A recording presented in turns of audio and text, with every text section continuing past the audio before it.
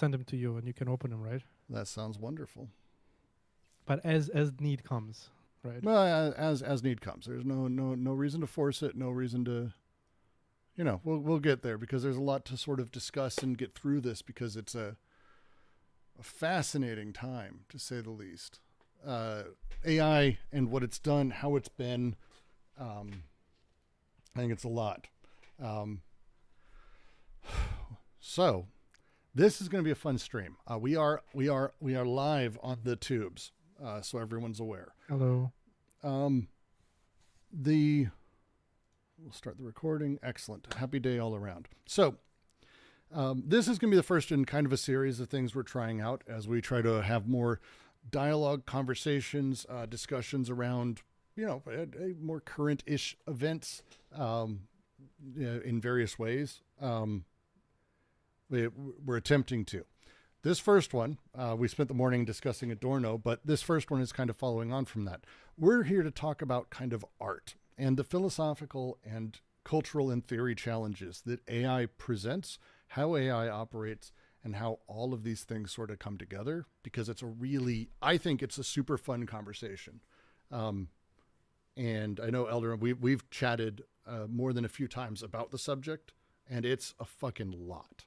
It's a lot to discuss. Yeah, it kept popping up, but we haven't had a full conversation. No, we haven't.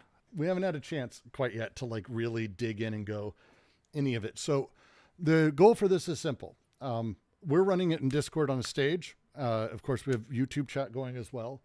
Of course, as always, the way we do things, if you've got questions or comments or anything in the chats, feel free. Type up something, type a question. We're going to generally be having that conversation and we'll be addressing questions as they go. If you have something more pertinent to say, there's a raise hand button. You're free to join the stage and we'll bring you up and you can sort of say hello and we'll see what we can do there. But before we get into it, I think it's important to lay down some real baselines. And so if you'll indulge me, Elderan, I told you I was going to start with this, but I want to talk about what AI is, because I don't think we can have a meaningful conversation about anything else until we're all on the same page for that. So if you'll indulge me. Please do. I'm excited to learn. All right. So what we call AI today is not artificial intelligence. Artificial intelligence is science fiction, effectively still.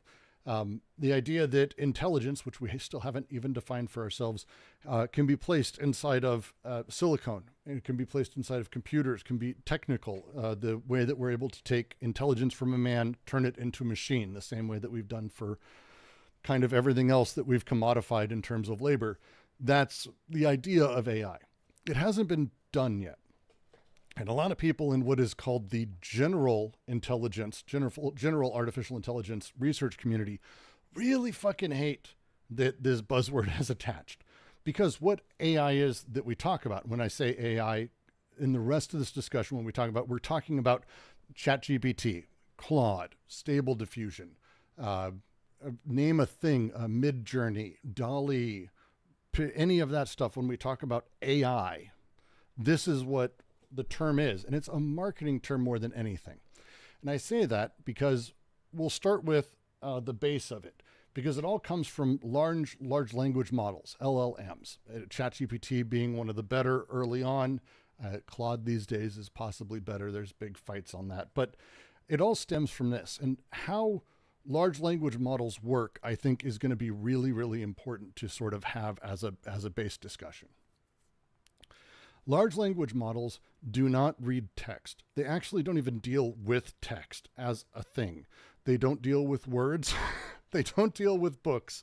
When you ask a question, when you type something, or when it gives you an answer back, it's actually giving you tokens. It's actually reading tokens. A token at a very, very basic level is simply what it sounds like. It's a smaller piece of data. And we'll start with this explanation, by the way, is not anything weird. This is literally from openai.com. If you want to, you can go read this. This is them explaining how their stuff works. Tokens are pieces of words, as they say. Before the API, the ChatGPT, processes a request, the input, what you write in words is broken down to tokens. The tokens are not cut up exactly where the words start or end. Tokens include trailing spaces or even parts of words. For example, generally speaking, in English, a token is about 4 characters, generally.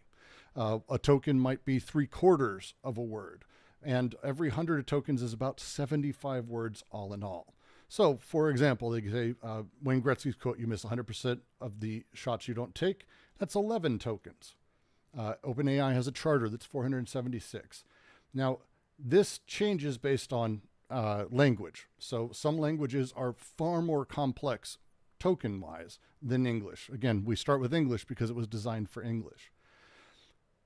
As this works, it's pretty simple. You can actually go through, they have a token generator, so you can actually explore and see how these things work. But how it reads, it takes "my favorite color is red." If that is the sentence you type, it turns it into tokens. And the tokens are 3666 for my, 4004 for favorite, 3124 for color. These are how these things are divided. 13 is period. These are the tokens. These tokens are then ingested into the system. Okay. This is the way it's set up. As it's ingested, the system then reads those tokens and works against a library of probabilities of where those tokens show up next to each other and responds by giving you tokens that it turns into letters. So when you ask ChatGPT a question, it does not at any point understand the question or read letters or words at all. It has no concept of that in any capacity. It is putting numbered tokens in the order it's expecting them to. This is important because all models, everything AI is doing is based on this. It's based on text. It always is. When you have sound, for example, being done through one of the libraries that allows you to generate sound, when you have art being generated art, movies generated movies, it starts with text, always. This text, it's actually not starting with text. It's starting with your text being turned into tokens, being then placed in order and then used in the various systems in ways. These systems are very clever. They're actually kind of brilliant. And we'll get to how stable diffusion works in a second. But this is the base layer. Now, when we talk about art, art is like when I say art, I shouldn't be very basic. When we talk about imagery or movies, the way that these things are often done, and I think it's the most commonly done, is stable diffusion. It's a fast, effective, dirty way to get this thing working. So if you've ever used, for I believe Midjourney's a stable diffusion model, DALL-E stable diffusion model, all these big ones are stable diffusion models. Now, it works by taking the text you've got, turning it into tokens, and then turning those tokens into images. But again, it obfuscates actually what's happening underneath it. So we have, for example, the example, and this is, by the way, from Stable Diffusion's fucking website. This is not some crack. This is what they're saying. This is what we do. You type teddy bear wearing suit discussing a business proposal around an office table. Stable Diffusion turns it into these images. That's what you experience. It's just like ChatGPT. There's a lot more happening behind the thing. How diffusion works and why they call it diffusion, and this is the important thing. Diffusion is the addition of noise. That is what diffusion is, making something diffuse. So we start with, for example, a bunch of pictures of cats and a bunch of pictures of dogs. And we turn these photos into noise. We do this through diffusion, making them diffuse. It adds noise to an image, gradually turning it into an uncharacteristic noise image. See these things over here on the right? Those don't look like cats and dogs, do they? They're absolutely unintelligible. And you do this a bunch, okay? The way to think of it, and I actually like this, is it's like a drop of ink fell into a glass of water. The ink drop diffuses. After a few minutes, it distributes itself pretty evenly throughout the water. You can't really tell where it landed. You can't tell where it started. So if you go through the process, you start with a cat and you add steps, one by one by one by one, right? This is a forward diffusion of a cat image. Reversing this process is actually really clever. This I think this stuff's brilliant. It's not AI, but it's fucking clever. We can reverse this. It's kind of odd that we can, but we actually can start from this noisy, fucked up image, and we can recover an image of a cat or a dog because we know the diffusion steps that it took. Every diffusion has two parts, drift and random motion. It drifts towards a cat or a dog, but really doesn't ever become a thing between. It becomes one of those, again, based on the token that you inputted. Now, this setup is done at large. We basically go through the steps. This is what training is. You actually set up an image, a bunch of them, and it creates noise patterns. And then it checks them at each step, and it saves the step.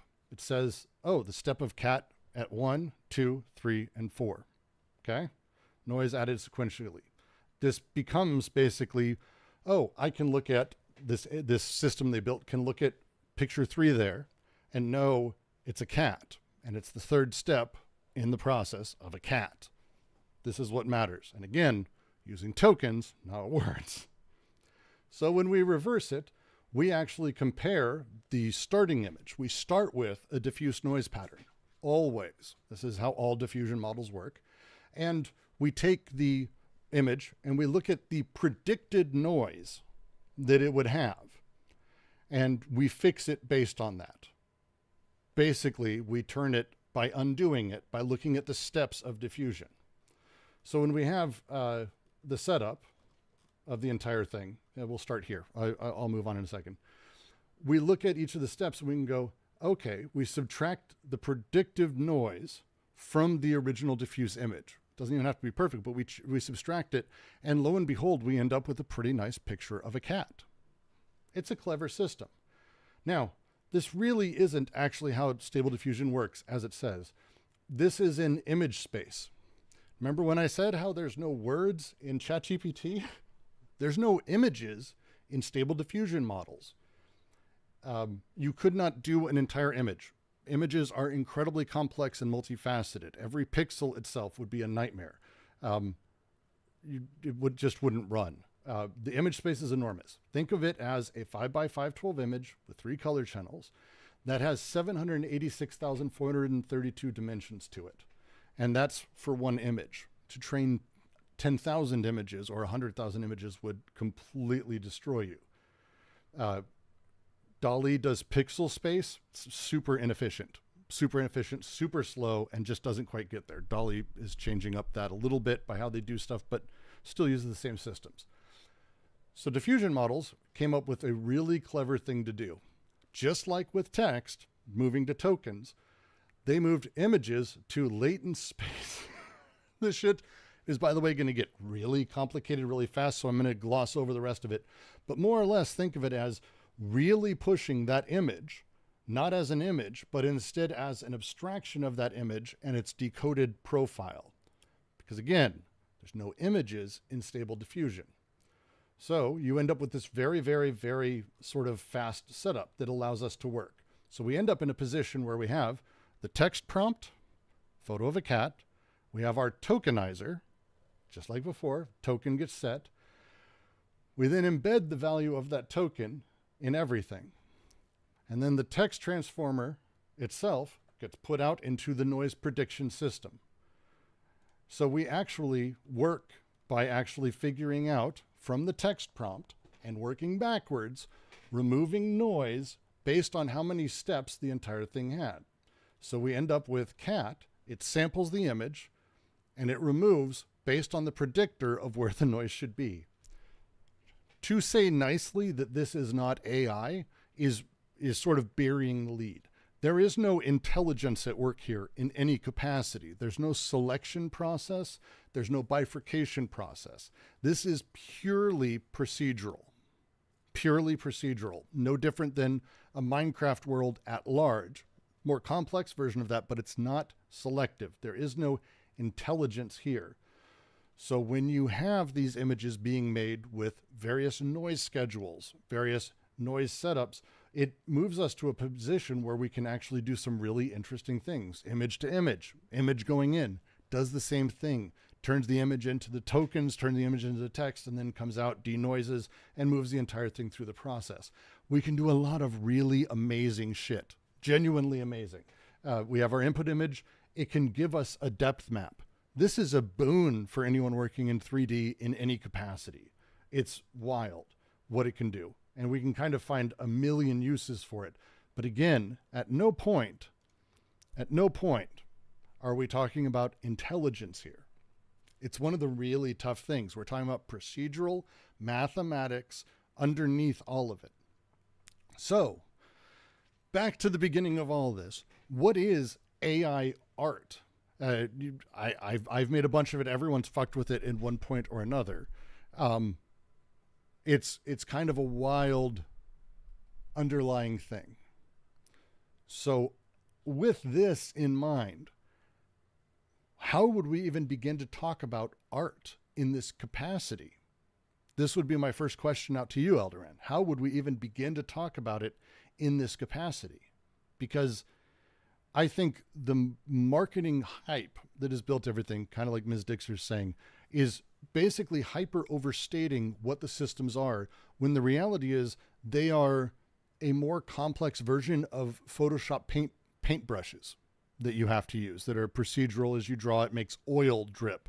It's simulating, it's faking it, but it's not aware of what oil is. It doesn't know these things.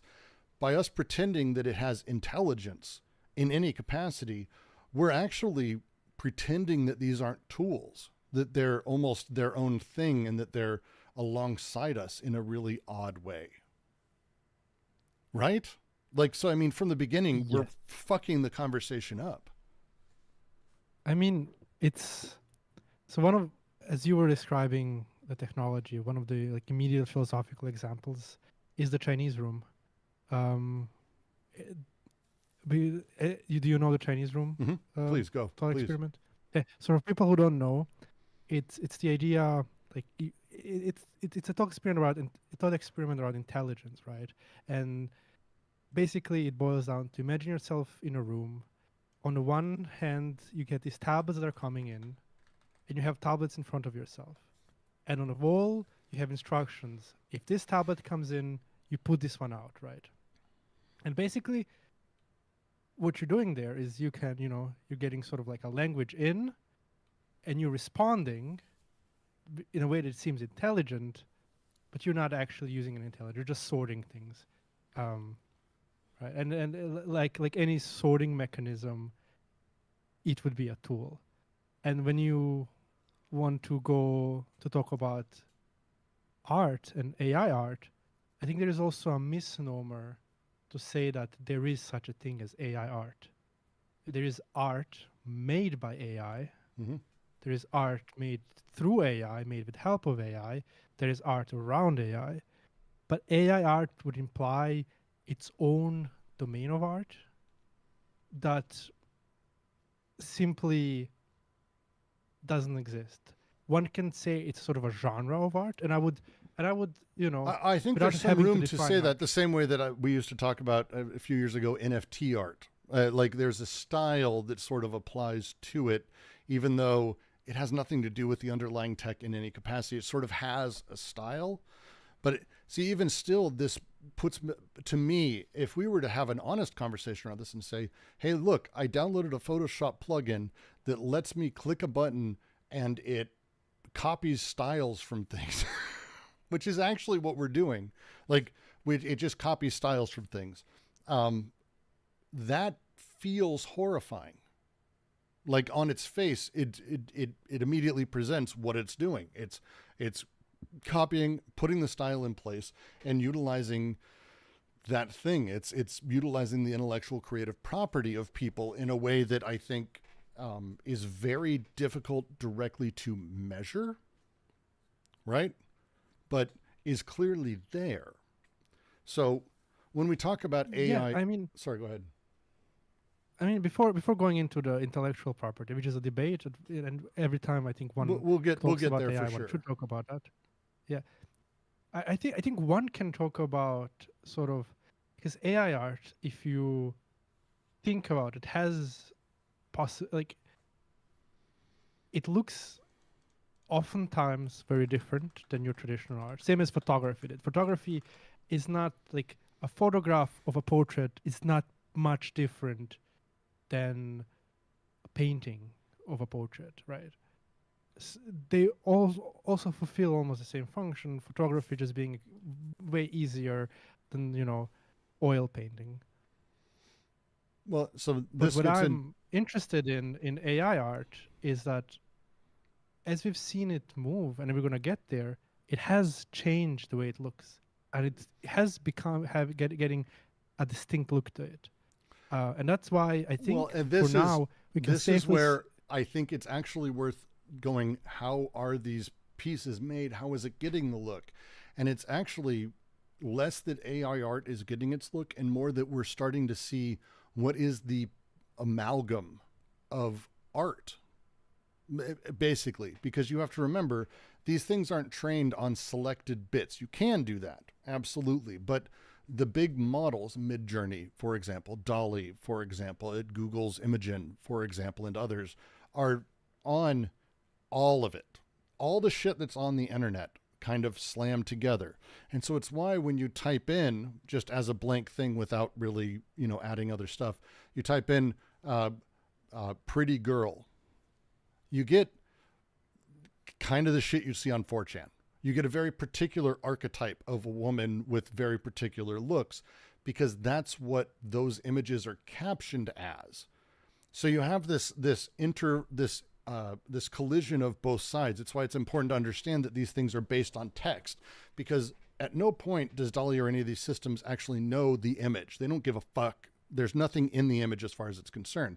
The text under the image, the caption that's on it or has been added to it, is the thing that makes it. So when we talk about when you type in, for example, criminal, it'll show you a black guy very often, which is fucked up in its own way. But the reason it does that is because the pictures, all the pictures that are typed criminal, that have criminal in the caption or in the alt text, which is where all this information comes from, that's what does it. And it's purely weights. That's purely all it is. And so you have this really odd amalgam of all of the images and the captions, the specific words around them that they've used, coming out the other side. And so if you go to look at, I think we are confusing a thing, right? okay, You're talking about image generation in general, right? Which is a technology, right? And it has got even its own like distinctive styles and problems. But I think when one talks about art, one isn't simply talking about production of images, and one isn't simply talking about any image being produced as well, right? A perfect example, right? Like, and this is why talking about it is a bit different, because art, as it is right now, has to sort of battle with its own self-defining. Like it's this thing where art doesn't really know what it is, and it's grapples with it. So, for example, when I take a picture of my family, right, as sort of a memory, right, it's an image, right, but it's how many people would say it's art? Like I wouldn't say it's art. It's an image I took for myself, right, right. Art always has this moment of differentiation from images in general that is worth understanding. And that process is by no means simple. again, It's a complicated, discursive thing, right? So when I said that AI art has a distinctive style, I meant art in a sense of like aesthetic art, not in simply images. So no, but that's what I'm there. saying is it's actually based on those things. So, and just to answer serious as I go, when I say it's based on words, I realize I'm meaning tokens. Like we are talking about layers of abstracted process. So underneath it, all of the pictures that are in AI art, generative art in every way, are all there because they're captioned particular things. It's one of the weird things about, for example, the photograph or a painting.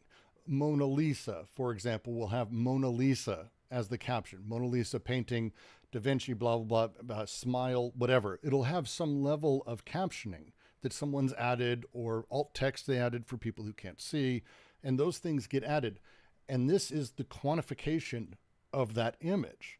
So when we're talking about AI art, we are actually talking about the quantifiable elements, not the inferential elements, not the intensive quantities that art tends to produce. So the process of it puts you in a position where I ask for a painting of a woman smiling like Mona Lisa, and all of the images that it ever had that had that caption. And again, that caption then turned into tokens. We're talking about layers of abstraction. But all of those images, all of those noise diffusion patterns are what is being removed to generate that image from a randomized noise pattern at the start, which gives us slightly different images every single time. This is how AI art is made. The aesthetic that has generally been made from it, or that is associated very commonly with AI art, comes from this process. It's emergent from the process and from the way that it's made, is I think my argument. And I'm gonna let me be very pedantic for a second, because I think it's important. It's gonna really lose a lot of confusion. I think we should really differentiate between AI images and AI art, right? It's and that's why I said Why there is no AI art. There's AI images, as I explained right now, right? Like, not everything is AI. Not even a photograph I take of my family is AI. Is art, right? You wouldn't say it's art. You would say it's art maybe in like a cheeky. Everything is art. Everything could be art, but is a complete mute point, right? Well, I'm gonna disagree here, because I agree in the sense that. Let me finish. All right. Let me finish. And there is a discursive process in society which does separate art. Art separates itself, right? Art is a practice, right? And that has thoughts behind it. That functions as a discourse. So we need to really be aware of if we're talking about images in general or art, and especially when we're talking about theory, because theory is very sensitive to that. And I think if we want to be productive, we can't just flatten everything, say everything is art. Nobody would do that, because it makes everything nothing. And as a concept, it functions absolutely like it doesn't function. That's the thing. So that's my argument for now. I'm not disagreeing generally with that. This is where I think the conversation around kind of AI art and AI images and that line becomes very, very sort of terrifying, because there's an intentionality that's demanded behind what you're talking about, that it's laid out with the intention of doing X, Y, and Z. And I'm very hesitant to ever have like death of the author, or the author being the thing telling me, or the necessity of it, especially given that once in a while when I see a thing, for example, let's go with, we were talking about Dita Huberman before. One of my favorite photos ever taken is of a piece of bark, a couple pieces of bark. Now, on its own, it's a photo of fucking bark. Who gives a fuck? No one fucking cares. It's a quantifiable shit photo. It's not art. However, when I say to you, oh, actually, that's actually a bark from the trees upwind of Auschwitz. Wait, what? Yeah, and notice it's darker. Notice it's a little darker right here. You know what that darkness is? It ain't the bark. That fucking is a wild moment. And it's the question would be, to me, is it about the intention of the thing, or is it about the experience that is being made through it? As with this, because we're going to get in, this is, by the way, the core of like the art debate, and I think why AI helps us push there. Let's talk about games. There's a game, Brenda Braithwaite, wonderful game designer. She's now married to John Romero, but I prefer to say John Romero's. He's Brenda's husband. She made this game called Train. If you never got a chance to try it, it's worth Googling and seeing the experience. But it's a real basic game about conductors and saboteurs. There's this big train, couple train tracks with these big cars in it, and you try to get as many people in as possible, and then there's saboteurs trying to stop you from getting your train to the end to deliver your people. And you play for like 20 minutes, and then Brenda comes in and goes, I'm so sorry. I forgot to tell you. It is 1943. These trains are on their way to Auschwitz. apologies. And then she leaves. And like the room goes silent. Like it's a fucking weird moment. And suddenly now everyone's working with the saboteurs. I've always found this interaction fascinating because it's the change of how I view it, the change of how I'm seeing things askew or different, or the parallax view, you might say, of the things, and comparing them. I've been restationed, I've been replaced, and that placement of seeing these things lined up to me is the artistic touch. And so to just say, go with what you were saying, I don't think AI can make art, but I think AI images can be art. Yeah, that's where we agree. And to answer 92 in the chat, and I'm not talking about intent here. I'm talking about context. And I'm talking about discourse, same as like one could say gender, right? Mm-hmm. There is no intent behind gender, but there is a discursive method which assigns gender. And art has to also battle with its own discursivity, its own position, where we sort of know what art is, but we can't really describe what it is. And I think just to move away from that, what is art, we don't really need to know what art exactly is. But what is important is to know how things get assigned as art. Right. Yes. How they become that, because, and again, this is the great play of the great postmodernist artists of our time, from the urinal all the way through to everything else that gets placed in these positions. And again, how art becomes captured by capital, and how Modest Warfare is commenting that AI has 100% been captured by capital, almost to an insane level. The way that these things are taken, but then also the way that these tools are then used discursively, that it becomes becomes fascinating. But I think it's a really interesting sort of play when we start talking about how these things become art, or how an image makes that move. And I think it's possible for those images to make that move. They're wonderful artists. One of the first times I ever understood sort of art that wasn't just paintings. I was very young. I was in second grade, I think. And there was this piece, this woman who did these sculptures of nudes. They're 100% nude. Hyperrealism was the fad. It was the 90s. Hyperrealism was a thing. And there was this room of all these like nude statues, but one of them was the famous photo of the woman standing over her friend who's dying at Kent State, who'd been shot and killed. And it's a famous photo, and she had rebuilt it as this nude woman and this nude man with this gunshot and blood pouring. And it was the first time I'd ever been like, holy fuck, like something hit me, and there was this larger spiritual experience, whatever you want to call it. I've had many of them since, fortunately. There's a lot of really good art out there.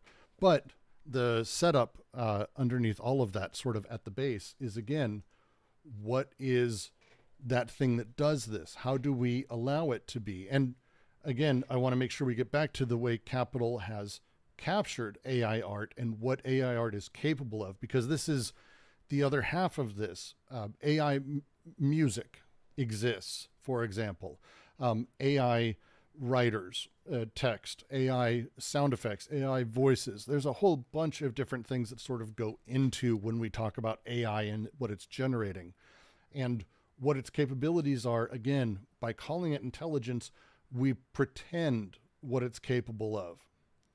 Like, this gets into the other large issue I have, which is it is built, like all technique ever, to replace parts of human labor and to create a way for us to further drive down labor participation, in theory freeing it, but in reality enslaving it.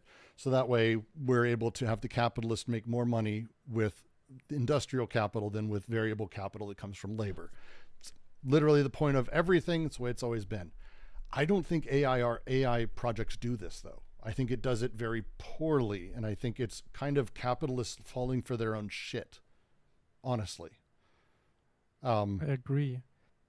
So I don't know if so I could ramble literally So about this just for to forever. I've had fascinating discussions. I have friends who are like film writers, I have artists, CG painters, CG creators, and everyone's terrified of what's coming. And I don't think they need to be, not in the way that we've talked about any of this. all right. Yes, I wanna get right into that. But let me just summarize for now what we've been, because it's been a bit of a confusing conversation between you and me, and we're sort of still establishing common grounds. So the Yeah. common ground is, I think we can, and I think everybody here can agree it. AI images can be art, and there are artists using AI images to make art. Mm-hmm. There's also regular, like non-professional artists using AI images to make art. There's AI images used that in non-artistic sense, right? But they could be used for art, and that's important. And the reason why they can be used for art is like any other instrument, they're simply a technology that allows production of images, production of certain images in a certain way. Yes. And I think that's a good sort of baseline to have. I can agree with this. One of the challenges I think is when we talk about these things, we have a lot of reaction from people who love the art of the thing, and the art of the thing is often confused with the art. An example I gave before we started that I really love is in the world of cuisine, chefery, cooking. When the modernists came onto the scene and they started using technology to simplify or change how things were cooked, a tool across the board, this was a thing that was hotly debated, but a good example is the sous vide. Sous vide is a vacuum seal up some meat, put it in some water, and heat it for a X amount of time, and you basically cook something perfectly rather than having to pan fry it and watch it and keep temperatures. Now, I had chef friends who shit all over me for using sous vide because it had no art. This was the words they used. There's no art to it.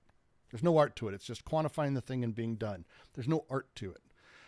This mentality is the one I'm seeing come to the surface through all of these things. I see it all the time. Anytime some sort of new thing comes out, a new brush, a new plugin for After Effects, or a new plugin for Final Cut Pro. I used to do video editing. I was a Final Cut instructor, and something would come up and people would be like, oh, this automates it. It takes the art out of the work.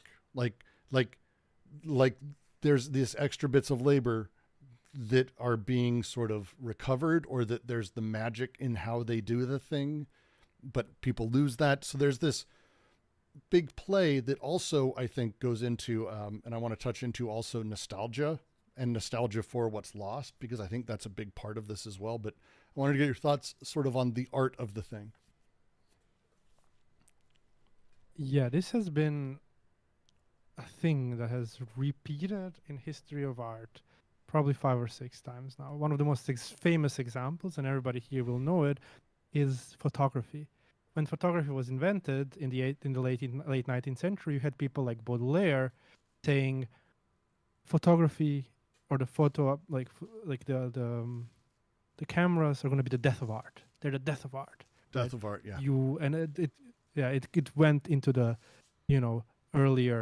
early 20th century, and people were still talking about death of art, right? You had some thinkers who were really, like everywhere else, you had this like huge debate around it. Like it had, like, the thing about photography that's important is that art world, because of the incursion of this huge technology, it was a huge technology, way bigger than any language models are now. Photography was immense.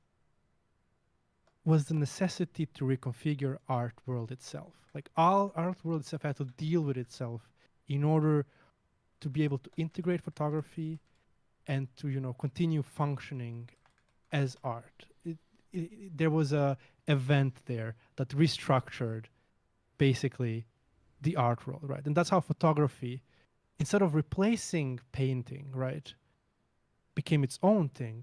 But painting, in response to photography, became more abstract, more interesting, more creative. Yeah. And that's the beauty of it.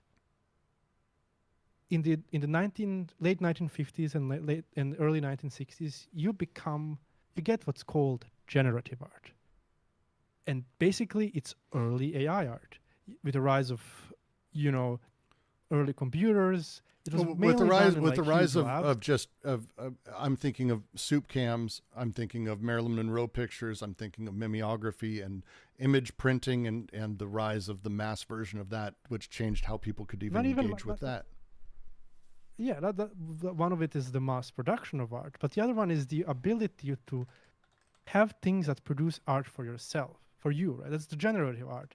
People, as soon as computers started being, people were like, can I make art with this? That's one of the first thoughts they have. So you get people already creating algorithms, even before they had access to computer, creating algorithms through which they will make art. People create algorithms for themselves so they could make their art chaotic. Then they apply that to computers, and computers started generating art, right? Mm-hmm. And again, you get this debate about, is art dead now? Is this dead? Is that dead, right? But what made it interesting is that the art again had to reconfigure itself, had to think with itself around this problem that raised. And now we get AI art, which is basically, in a way, a continuation of generative art. If you look at early, like generative art, those like squiggly lines, it's very abstract, but it's automatically generated. And there's infinite ways to do generative art, and people have been doing it. Computer scientists and artists and computer labs. Google has been doing it for like 20 years, and now it does it with AI art. It's just been everywhere.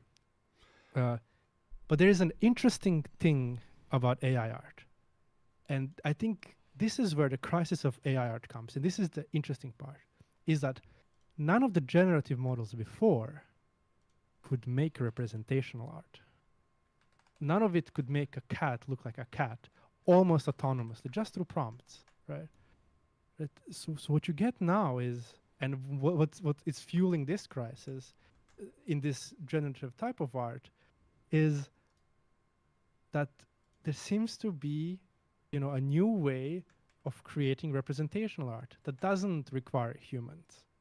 I can now create an image that represents something and it's fairly faithful without having to have the proper technique for it, the know-how, anything.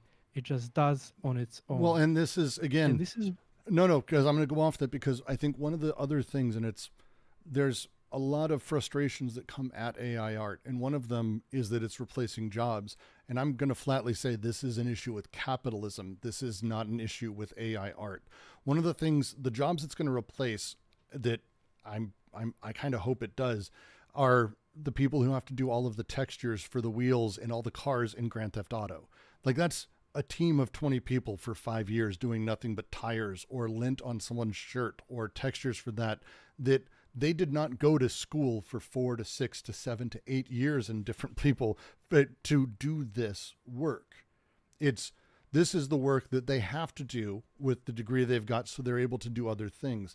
The frustration is with capital, because in reality, it should be freeing up those people to then do better, more creative, crazy things. Instead, the capitalist will turn it around and hire fewer people and abuse it in that way. But then again, we get back to the trick that's going to be played, because you need a person to run it. You need people to run it properly. You need people to understand how to implement it and how to get these things going. And so it isn't the kind of thing that's going to just be a turnkey. A lot of game developers or large scale publishers have announced that we're going to have AI generated games inside of 2 years, like insane, stupid, dumb bullshit, like amazingly dumb bullshit. These people are saying, who are like at the tops of the industry. No one believes any of it. They just want to get a big bag of money in order to invest in it. The reality is these tools are complex. Their output is below standard. And unless you have someone who really, really knows their shit, it's way below standard. So there's a complexity around the hype, the lies, and capital that's causing the stress and the precarity, because again, we live in precarious times, that I think is adding to the nightmare of it, when in the reality, it's actually an amazingly powerful tool. Someone in the chat mentioned my favorite version of this, which is honestly beat making. The idea of sampling for a very long time was like gross. You're stealing someone's music. And then, 70s and 80s, we saw some of the biggest songs in the world sample beats. Then it continued, and then it's part and parcel of the way that things work now, and it's done brilliantly quite often. It's done terribly more often, but that's art. Before sampling, it was montage. Was the same Exactly. problem. I mean, Exactly. sampling is a acoustic montage. Yep. And so it's kind of a really wild, when we talk about the way that, technology's ruined this or that, it's probably true in some capacity. And it's certainly true from the position of capital, which is happily ruining everything. But again, what makes art? And this is underneath the base of it, I would ask, like, does it need a person? Like this would be like it's a deeply anthrocentric way of looking at it.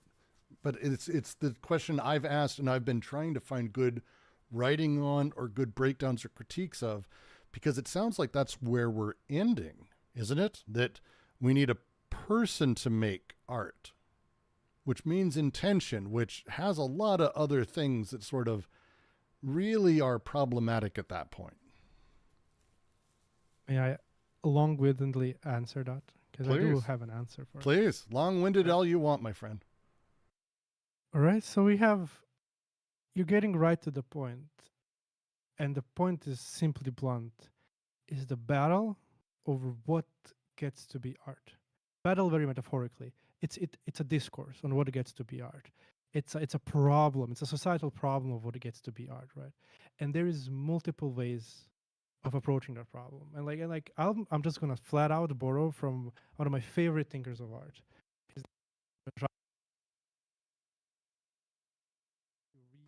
Your audio cut out. Your audio cut out. If you read his stuff, is it still cut out? Nope, you're back. All right, good.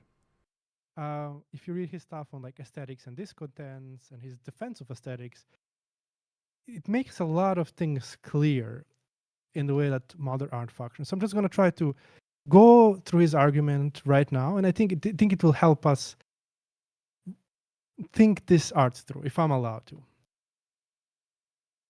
Very simply, art generally has been placed into two categories. Art either functions as educational, right? Art teaches us something about ourselves, about our world, about other worlds, or whatever, right? You would like the sort of art that you would think of that is the sort of socialist realism, or someone like Plato, who would be like, the only art that's good, it's the art that teaches good, right? So you would get this, ethical way of discussing art, right? And just because you're being asked, you were mentioning Ranciere, right? Yeah, Jacques Ranciere. Yeah, cool. The other type of art is the art of the so-called poetics. It's the art of making things, of representing things as through making them into art, right? Like a prime example for that would be, it starts with Aristotle, right? Because he created the notion of poetics, but it goes on like creating the representing. It's just completely representing nature in art, representing humanity in art, representing the human. Like that's one of the I think this is the most famous way of discussing art, right? The art that is good, the art that is art, is the one that represents things well, right? It can be abstractly represented, but it's generally understood that art simply understands things well. And the interesting part about this notion of art is that the way of making art and the way of appreciating art are one. Art that is good is the art that has direct connection between the way it was made and the way it is appreciated. Okay. And this is because I have an in line with that, but a counter. So continue. Right. Continue. That's Go for it. There's still more to say, right? So think about just to go back to AI art for quickly. Think about the way people consider AI art. It's not so much that they're worried about the aesthetics of art, right? They're worried about the poetics. They're worried about the way that art is made. They think that the way that art is made directly plays into the way that art is appreciated.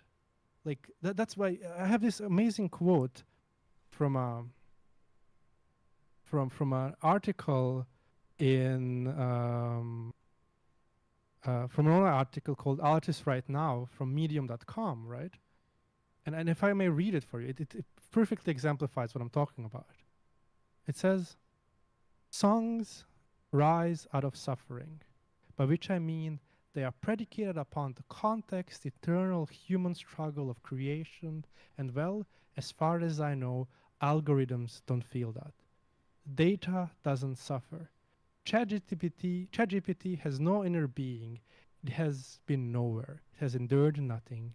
It has not the audacity to reach beyond its limitations, and hence, it doesn't have the capacity for a shared transcendent experience, as it has no limitations from which to transcend. Right? And then there's another quote. Says, Italian director Federico Fellini put it best. All art is autobiographical. The pearl is the oyster's autobiography. The real human experiences inspire art is what makes us fall in love with them. AI may be increasingly accurate at capturing artist aesthetic, but that's only skin deep. So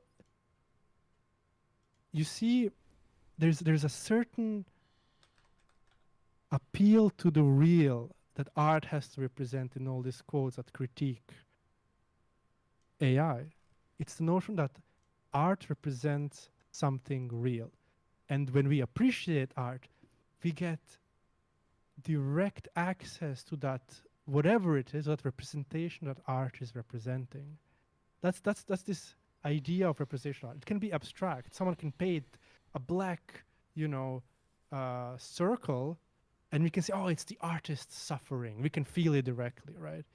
But the notion is of this direct communion with the artist through the notion of representation itself. And it's to say it a bit more complicatedly, it collapses the art making and art appreciating into one. There is no separation between the artist and the art's appreciator, the spectator. It's all one. And that's basically Aristotle's idea, right? It's basically poetics. There is no appreciation of art because all art itself is sort of, already captured in its technique of making. And people who are afraid of AI art are generally people who think along these lines. People who are afraid that art is going to devalue itself because it's not connected to this representation anymore. Another way of thinking about art. And that starts in later centuries. This is a third way. And Ranciere calls it the aesthetic regime of art. And in the aesthetic regime of art, it starts with the Kantian notion of beauty, but I will not get into it. This direct connection between aesthetics and poetics is separated.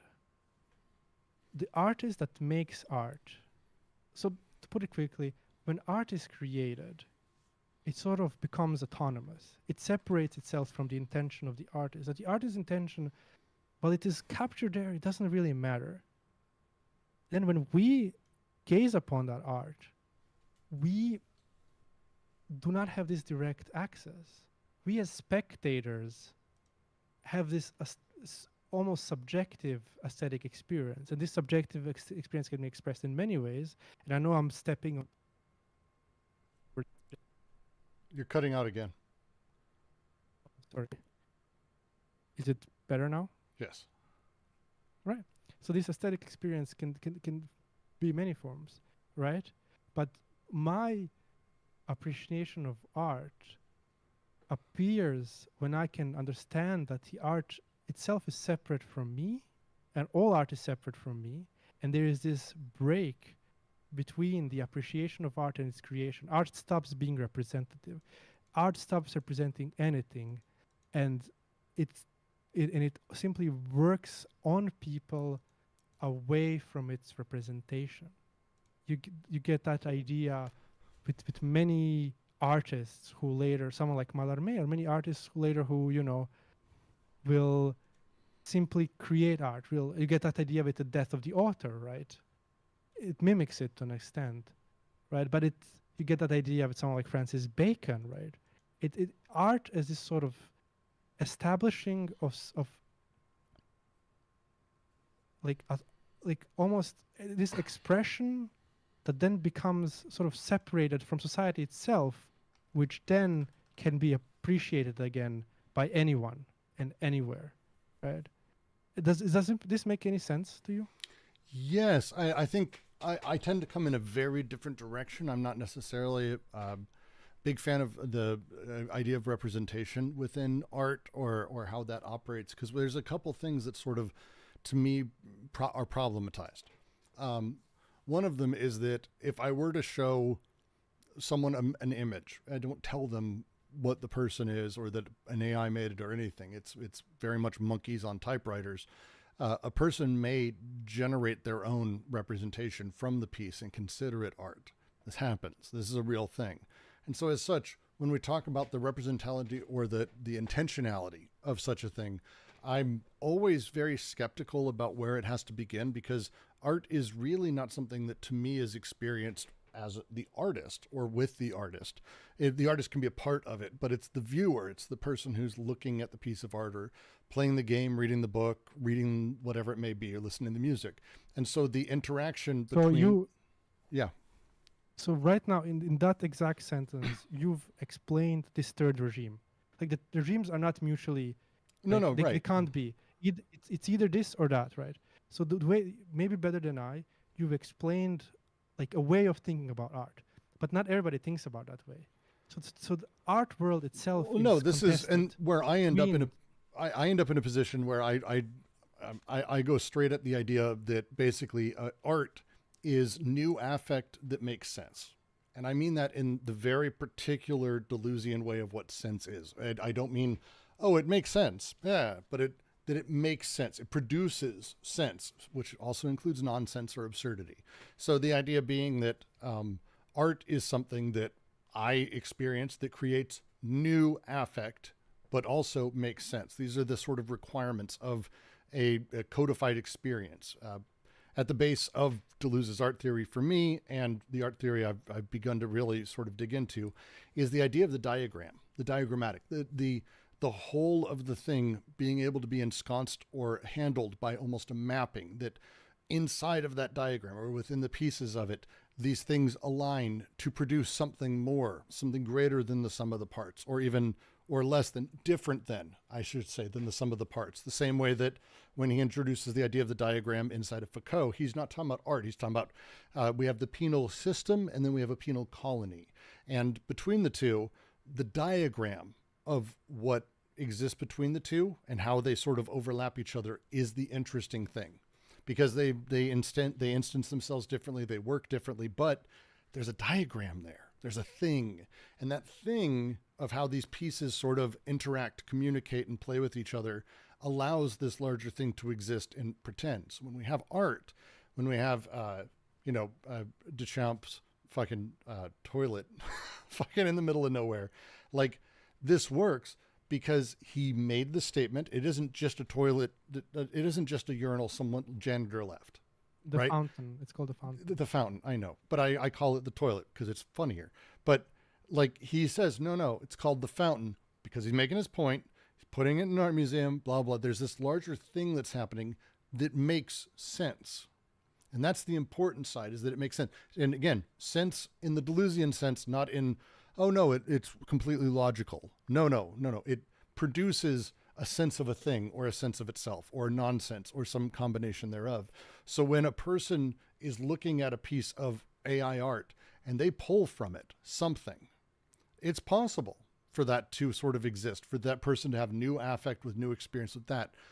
But again, this would be a very particular outward facing thing. There isn't really a meta experience to be had. It's a solo thing. That's me looking at it and devising, and I'm able to do that. Great. But there's also the other part, which is the larger social structure of art and how art sort of plays in the social space. And this is where I think you start running into really the fine tuning of what is problematized by having procedurally generated art, which is what AI art is. We can put out a billion images. We have an actual 10 million monkeys typing on 10 million keyboards. At some point, someone is going to actually write Shakespeare. Like, we're actually going to have Shakespeare come out the other side. Will we notice? Will we know it? And the answer is no. Like, that's the other half, is Shakespeare exists because of the social processes his art went under, where it came from, and how. You can't, like, if I just gave someone in a vacuum and I said, here's this, they go, I don't, what the fuck? Like, it's just writing. There's more to it. It might be great writing, but without the larger social structure pushing it, 10 million monkeys can't actually write Shakespeare. They literally can, but they can't make Shakespeare.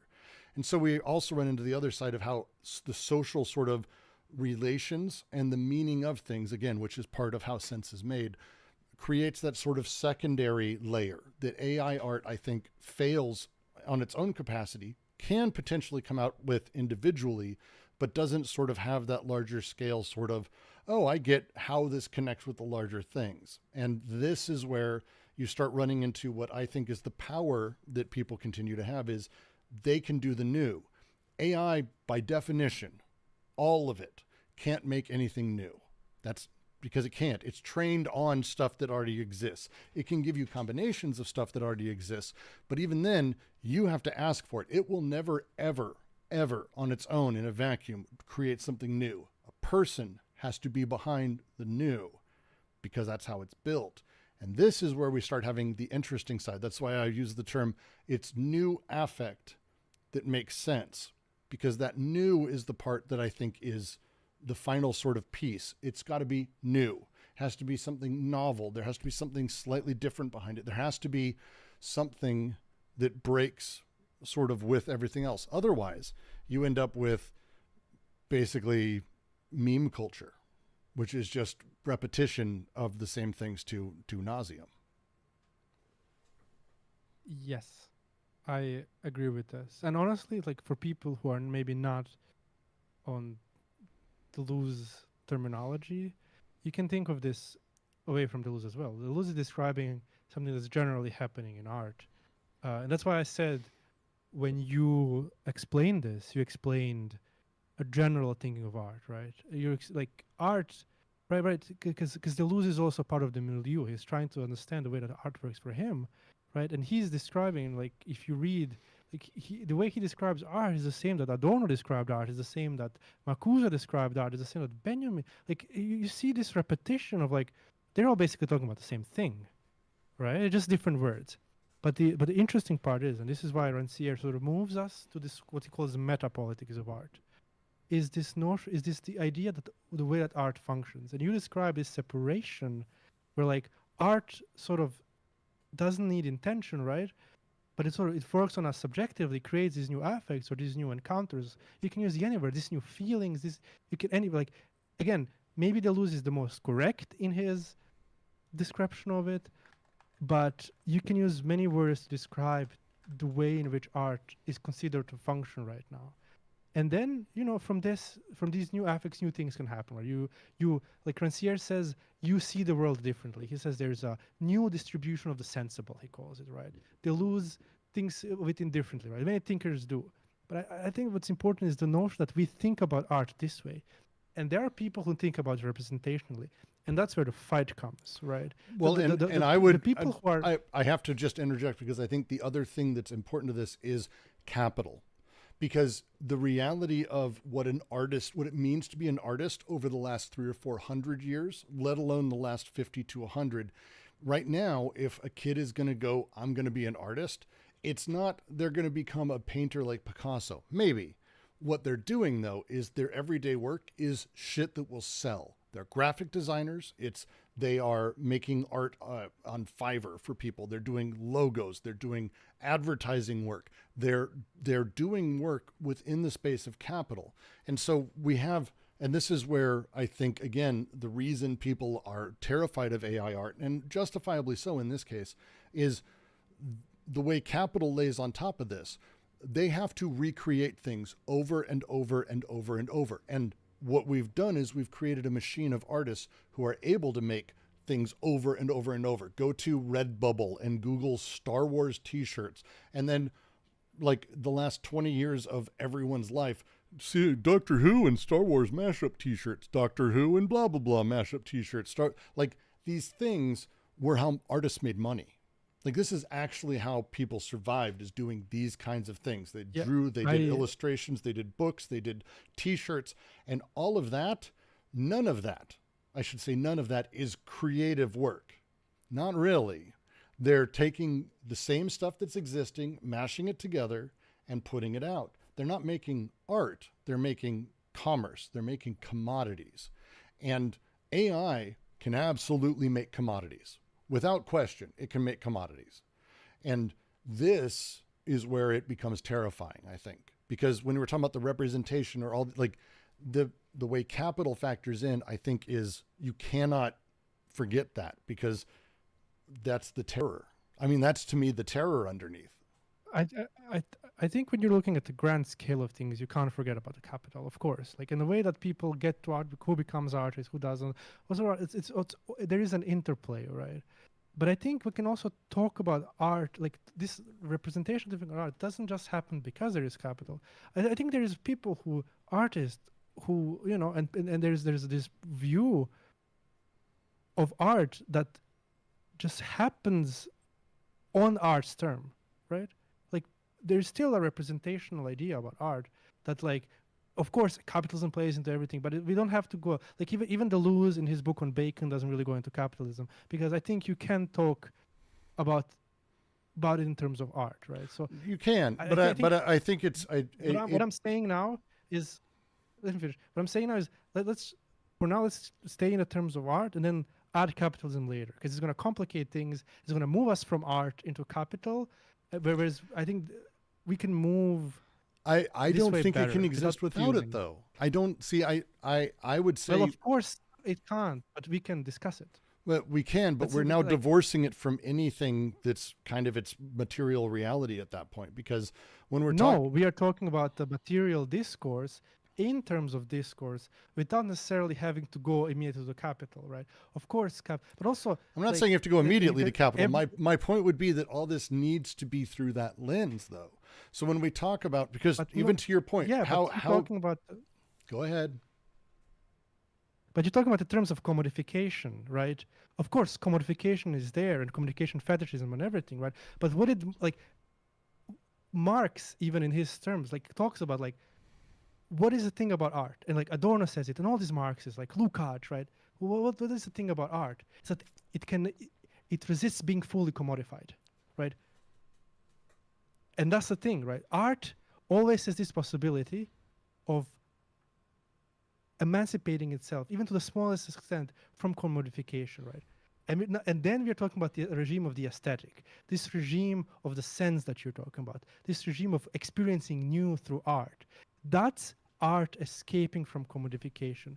And that's what we're talking about now. We can get to the commodification later. I think it's an extremely important thing. But I think if we just stay on this for a bit, we can I have so many issues with that statement.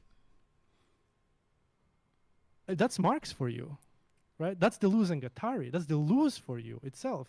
If you read, there's this amazing paragraph in What is Philosophy, and Deleuze talks about art. And he talks about this art that stands outside, that announces, as a monument that announces the future to come. That is art away from commodification, right there. Right, but that's not art. That is very particularly art. No, it's art away from commodification. Art is within... Las Meninas is one of the most important pieces of art maybe made. It was 100% built within particular capital structures. 100%, and paid for within those structures, it matters so much because it's a commentary on the structures themselves. So like the idea that there's a way of divorcing art from the way it's built, there's a reason that we didn't have what I would consider to be, great, interesting art until capital became a thing. There's a reason for that. Like, we didn't. Like, it was... That's it wrong. was... Oh, no. No, it's not.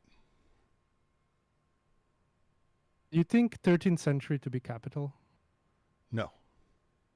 I also don't think There was modern art interesting or art art before. that's interesting existed prior to really last Meninus.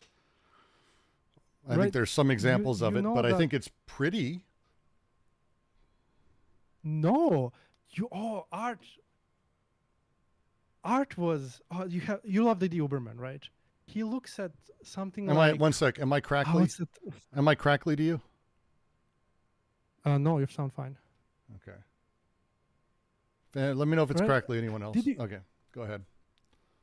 Didi Uberman talks about the fresca. What was talks about the fresca and this marble things that they had underneath the fresca, and it's beautiful and it represents this negative theology, and it's extremely complicated, and it's extremely and it, again not doesn't really function through beauty. You had in the 6th centuries negative theologians discussing about putting abject art.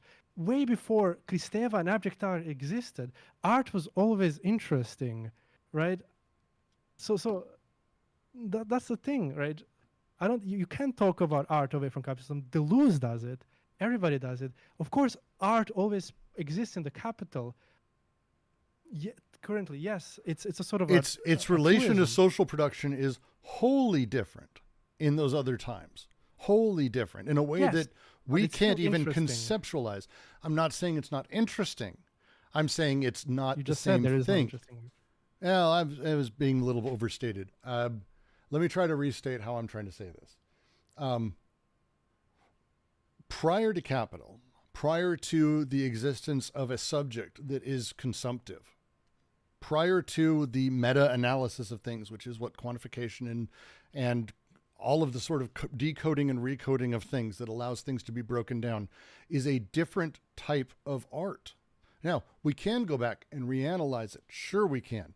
A lot of that is through the lens of now, through negative images and statements that are made that I would just strongly say we've got to be very careful how we talk about those things in the way that we put them in a modern context.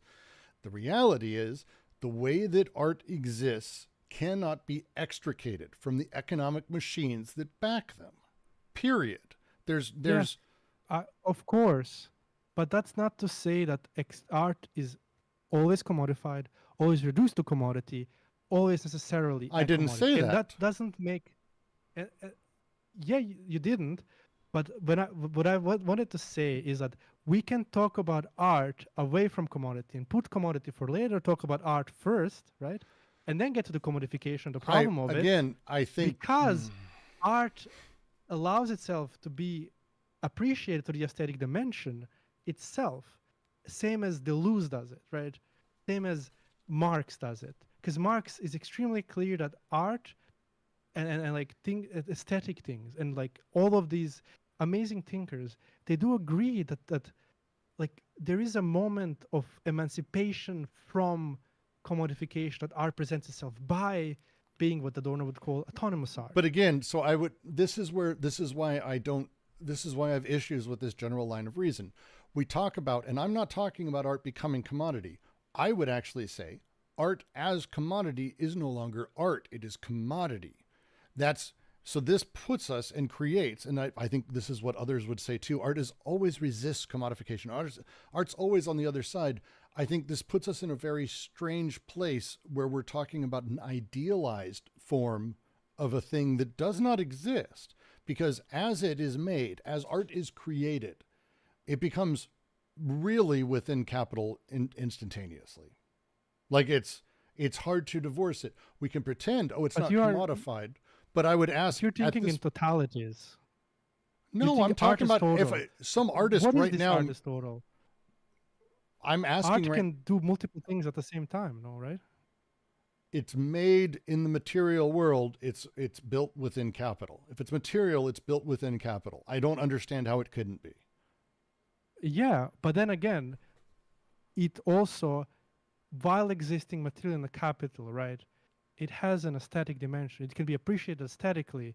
It can influence. It can do things. Sure, to us, I've create read new really sense. old books and poetry. I've read biblical verses. I've read Greek stories and philosophy, and I've read all kinds of different things from all kinds of periods, art from those things. And I'm pulling from them things they probably never intended or wanted to intend because I'm reading it 2,000 years later.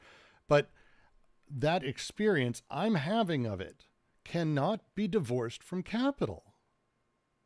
They may not have made it in capital. I can't exist except for in capital. Yes, because we are in capital. Like that's like, of course.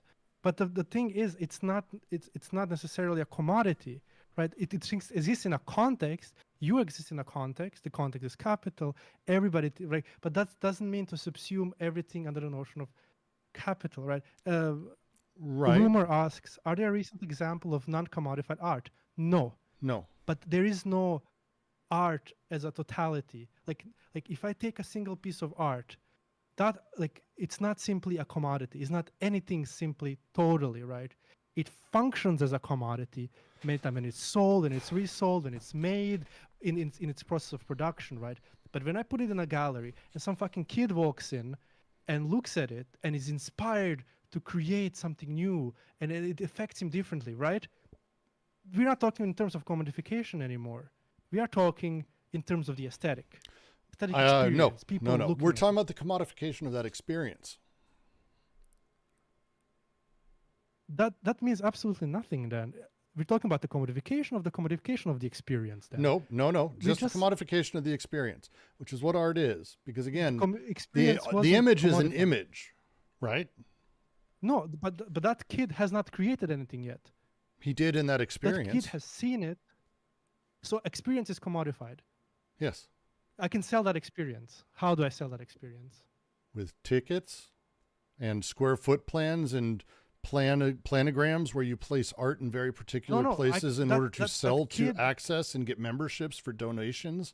Like I've worked with museum curators. I've had things in museums. Specific about this kid looking at the art and thinking, oh, there is new things in the world. He sees this art and it changes his perspective of the world. Is that instant commodified? How is that commodified? How do I sell that instant? Like, of course, I still access to because it, and this is he experiences. I can tell you, experience. He's experiencing in that moment. He's experiencing deterritorialization, then followed by reterritorialization, because he experiences the freedom that everything breaks apart.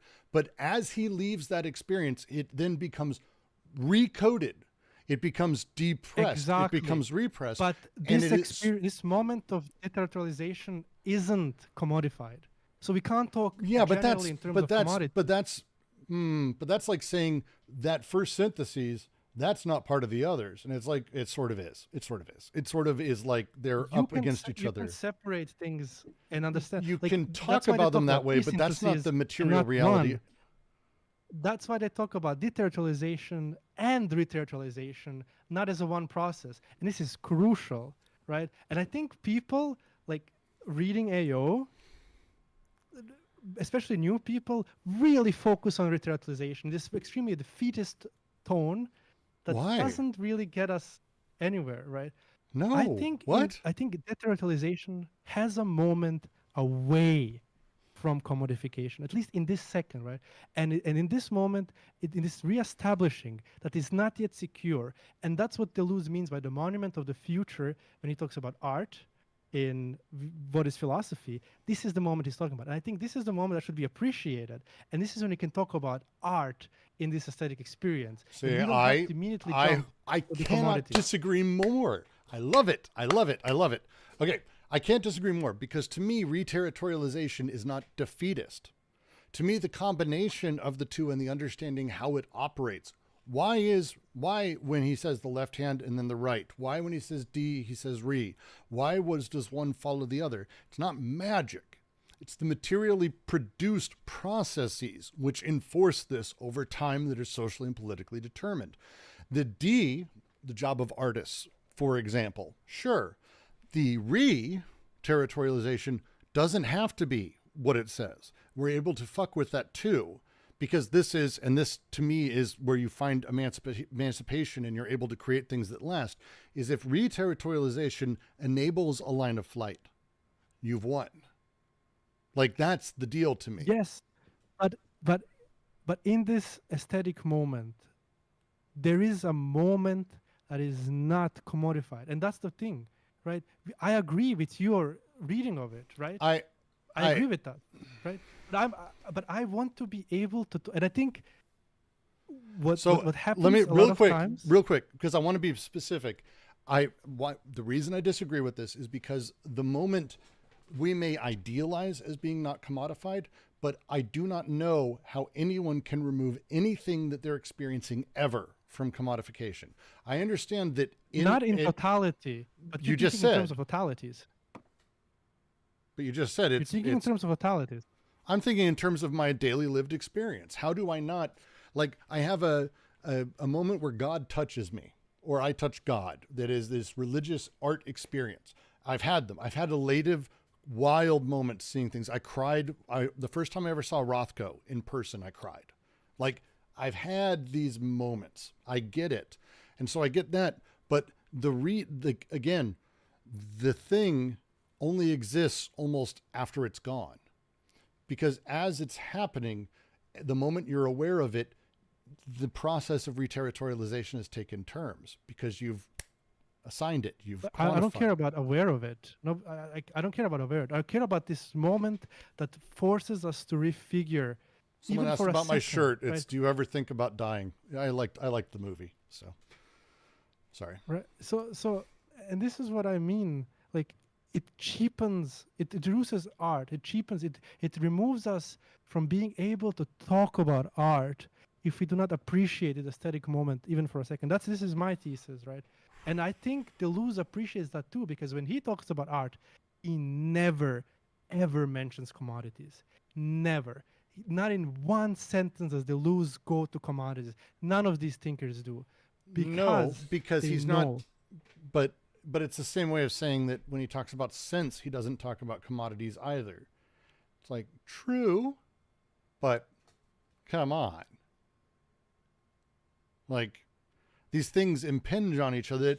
That his process, talk about logic of sensation, for example. You're 100% right. At no point does he mention commodities, capital. No point does he talk about he doesn't talk about desiring production. Like, he doesn't talk about any of that shit. He's talking about sort of faces and paintings and brush strokes and diagrammatics and other things. He's diving into how it works itself, but he's talking about it almost functionally, processually. Like, when we're talking about the sense of an experience or the sense we make of a thing, the process or the heterogeneous series that we then pair together, commodification and capital are part of it. And I don't see this as a negative. I mean, it is a negative in the sense that capital is a negative, but I don't see it as naturally dooming.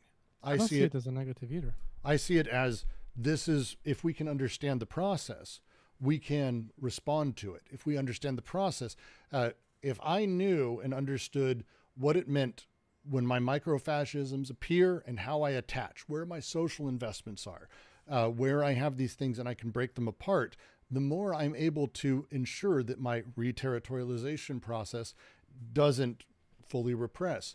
But I would also argue deterritorialization is not the thing that we necessarily need to be going for either. It's a little dangerous, and dangerous in the sense of the schizophrenic who fully disintegrates and disappears beyond the walls of things, because that's not an idealized thing either inside of Deleuze. So we don't have to talk about idealized things, right? It's not about, if we're talking about deterritorialization in a vacuum, it is an idealized thing, isn't it? No, we're talking about the aesthetic experience, right? And I'm trying to place it, right? And you can't talk about it in a vacuum. I will put my hand in the fire for this, that Deleuze is still a Kantian in this sense, and that the aesthetic experience is this free play of imagination understanding, this moment of freedom within these faculties. I would put my hand in the fire for it. Because I am sure of it, right? And oh no, period of judgment, right? So much, and everybody does. Like, he sees this moment of emancipation because, like, we are pushed into this moment. We can't comprehend what's going on around us. And Loomer asks, does not allow us doesn't that allow for things to take place in the background that might escape us? Of course. Absolutely. We are not one whole thing. Nobody is one whole thing, right? Right? But in this moment, as I am being commodified, as my clothes is being commodified, as the art itself is being commodified, as me entering into the art space is being commodified, as everything is being commodified, right? I can have this moment of aesthetic experience without, and that's going to be later recommodified. Let's talk about one. Let's talk about one. Let me talk about one, because I think as an example of an extraordinary aesthetic experience I've had that was deeply commodified, like super commodified. There was a big rage of escape rooms in like the mid 10s to like 2010, 2019. Like in there, escape rooms were the hot shit. I had to build a few. It's a long story. I ended up doing this one escape room called The Nest. And it was this really small artist troupe who sort of put it together. The Nest, really strange thing overall. You'd sign up for it, you pay your money. It's a completely ticketed, specific experience. Then you get in the mail from the county of Los Angeles, and it's really authentic looking, that your aunt has died and you need to go through her stuff and decide the 2 items she's in the will allowed you to keep. So like, what the fuck? You go to her house, like it gives you an address, and you show up and it's just enough like that you can keep suspense in disbelief. Oh, it's the county guy's there, and he unlocks the door. It's the ticket guy. He's confirming it's you. And you get let in. And what these guys did is they rented this house and they turned it into like a hoarder's heaven, but particularly filled it with stuff from this woman's life that they built, and put tapes everywhere of like audio tapes and videotapes, and had VCRs, and you had 4 hours. You could do whatever the fuck you wanted. You could take 2 things.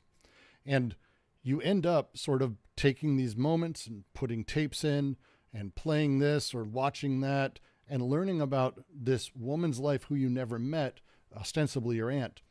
And at the end, you have an item or 2. It's really weird experience, deeply commodified, 100% about commodities. Like literally it's about, she bought all these tchotchkes. She left Ohio to move to LA to try to get big in Hollywood, never quite made it, and died alone, never had kids, failed abortions, like awful stories from her life. You learn about all these things. And in the end, you end up gaining like, one sec. What the fuck? I don't know why my TV is talking right now. That's fucking frustrating. Why does it think I wanted to look up abortions? What the fuck? It picked up the wrong thing from me for sure. That's fun. Smart TVs are terrible. Anyway, all of the commodities in there, it's in your face that you're dealing with commodities. You're dealing with this fake woman's imprint on them, how you're handling them, seeing them in these videos and seeing them next to it. It's the orange from TV. Remember we watched the movie my friend made, the Jean Benet's Tricycle, where it's about the orange on TV. It's just a tricycle until you tell them it was Jean Benet Ramsey's tricycle that he stole from her house. And the way that these things interact, to me, the power is in not just the deterritorialization, not just the decoding, but understanding that process and bringing the art through. And this is where I say art is not just the decoding process. This is not where it's found. To me, art is the thrust of the experience. It's the part that sticks through it. Art is the thing that is managed, that is handled, that is experienced through the thrust of it. Even though we have a momentary elation, for example, we have our It's not about elation simply. Or whatever, we have our momentary jouissance, whatever it is. We have that art moment decoding, whatever the fuck you want to call it. No, that's not the point.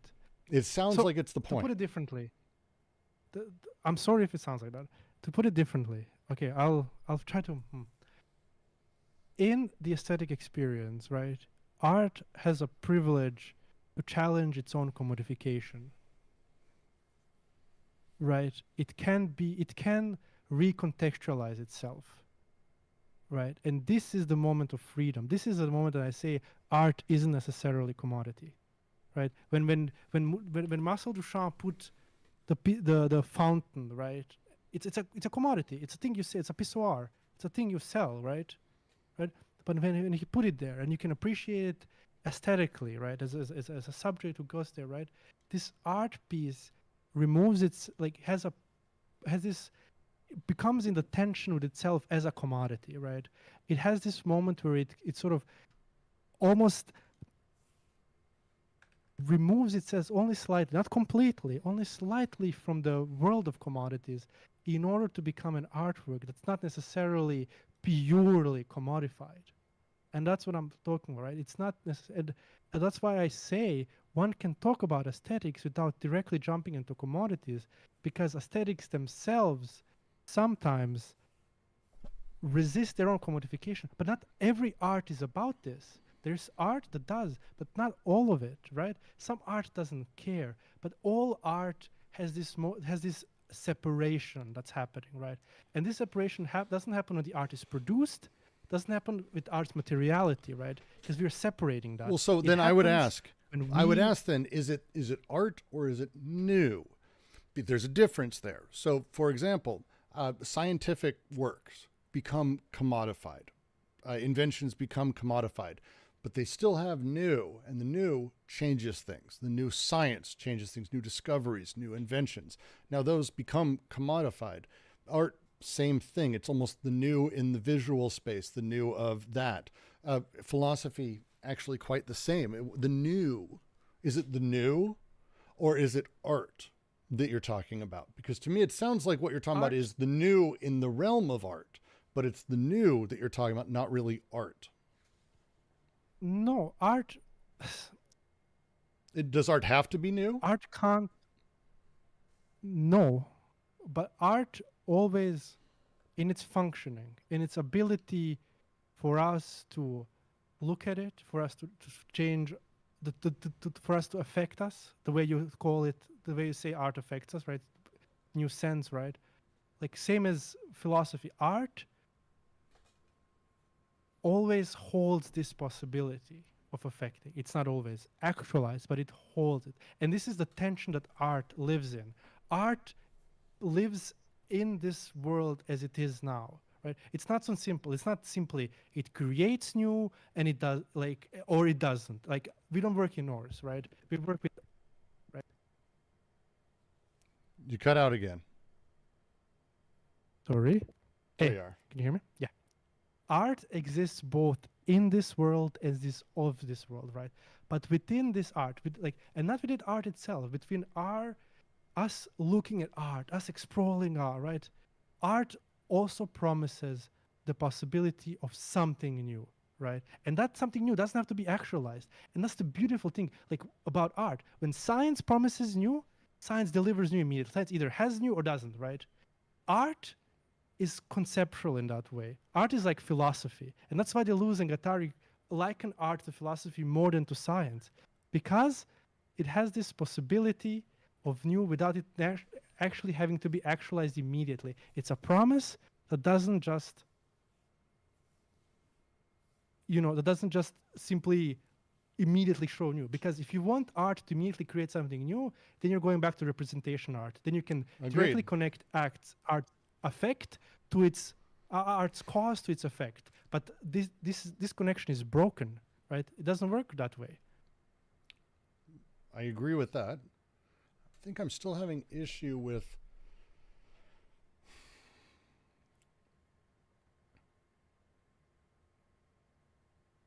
we may be talking past each other. If, for example, in the chat, Pippa says, I agree with Elderan, aesthetic experience is transcendent. It escapes the ordinary.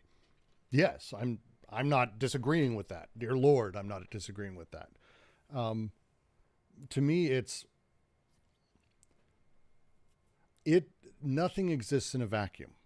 Things are produced by the complexities of the things that like the sensations that come before that enable that sensation to exist, which enables further to continue on beyond that. The process of these things is what enables all of that. And this exists both in the social as well as the pre-personal realm.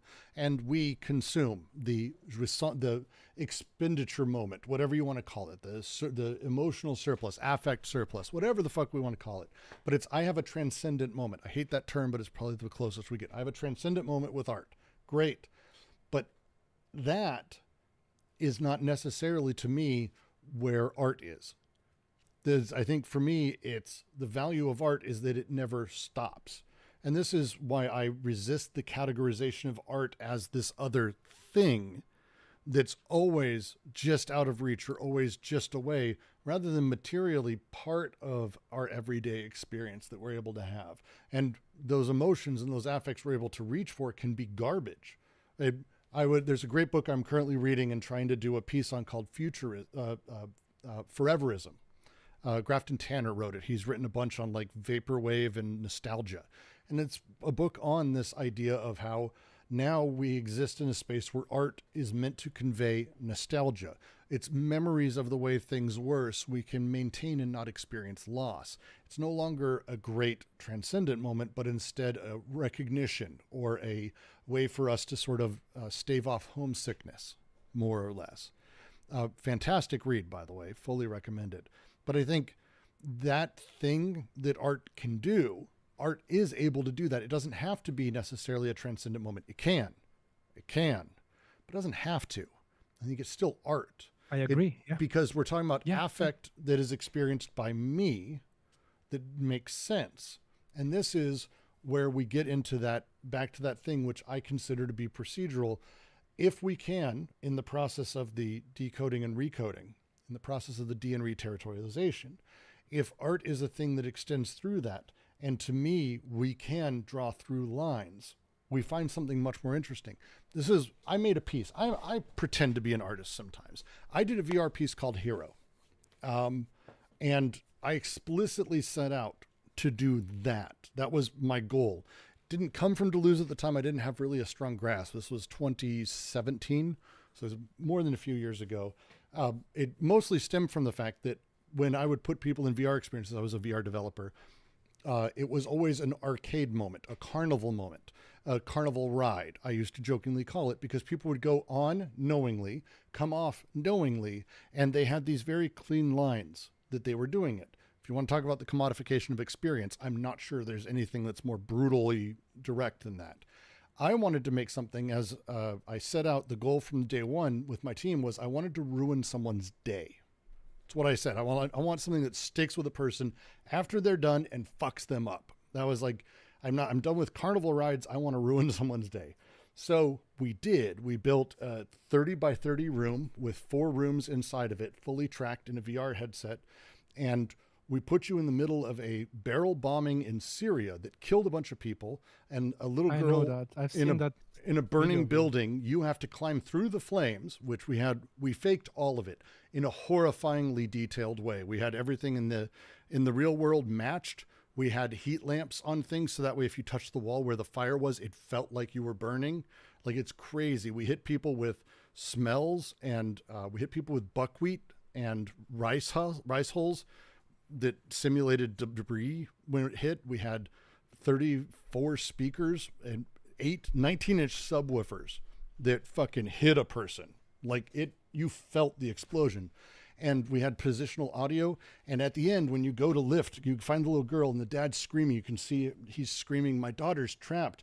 Help me, help me, help me." And you reach down, and we had an actress with the hand. It was the hand in the game. And when you reached down, she'd grab your hand. People fucking collapsed crying. It was insane. It was probably abusive. I actually am the subject of a handful of papers that doctoral theses people wrote called Dark Tourism, and I kind of ushered in a dystopic future. I know, horrifying. But the story I tell across all of it is we debuted at Sundance. We won Sundance. We won Tribeca. What happened is people did it, and then they came back the next day and they said, it just so happened U.S. started bombing Syria again. shocking. Trump. You know, I saw that there was a bomb that went off in Syria, and I just wanted to come back and say that I don't think I've ever read anything like that before. It's stuck. They re-territorialized the experience, but it's stuck. Yeah.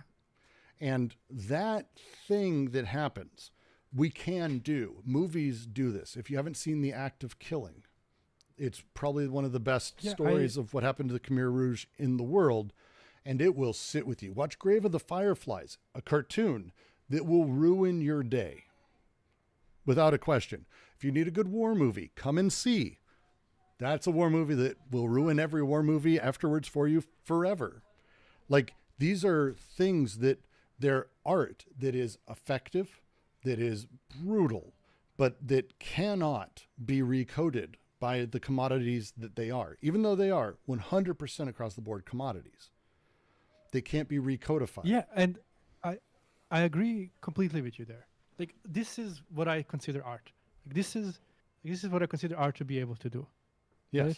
Right? I think we are in complete No, agreement we're in there. total agreement. I think for me it's I don't like the idea of extricating, because if we extricate re-territorialization from D, we talk about this side, which I think is worth talking about. But if we extricate them, we lose the reality and the position that the art takes in the social world. And I think that's the most important thing.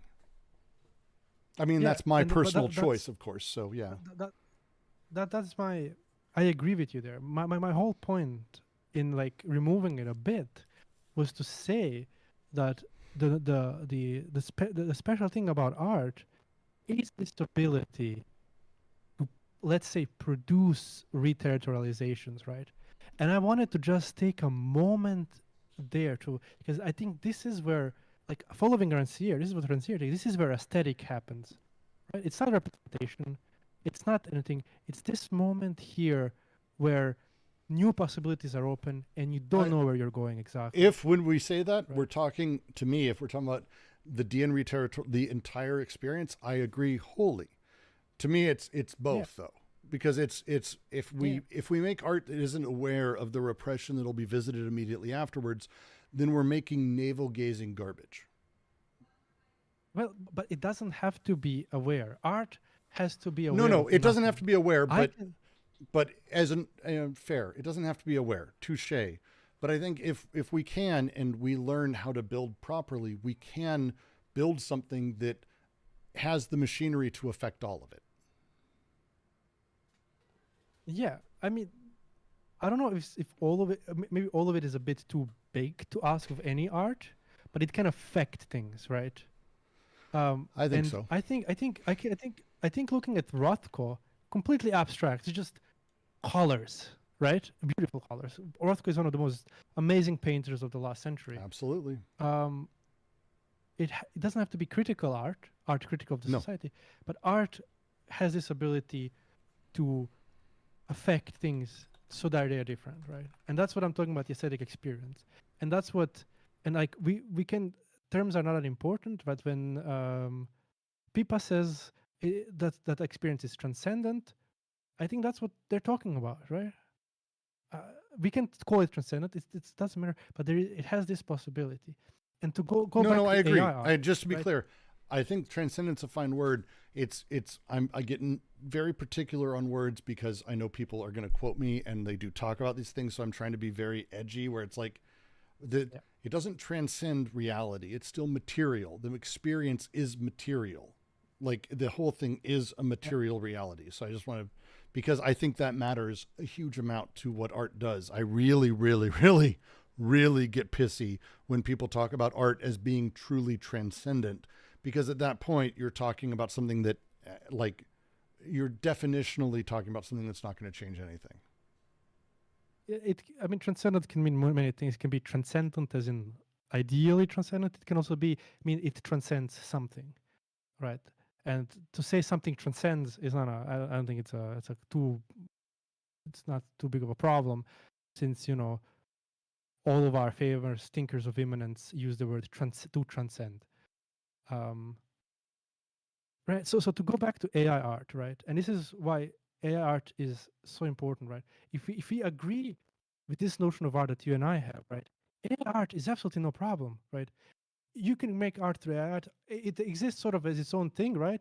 I can come in there, I can have these experiences. It can change my world or not. Depends on me. Depends on art. Depends on the context. Depends on the way that I interact with these art machines. It depends on the way that the whole art machine is set up with me in there as well, right? With me, it all depends on that, right? It's all contingent. Nothing is set, right? Right. But if you are still stuck in the notion of art as representational, AI art becomes scary because now machines can represent, right? Now, and that's the And problem, I right? think more than that, because now it means, again, you get into the weird. There's a lot of NVIDIA researchers who are fucking stupid.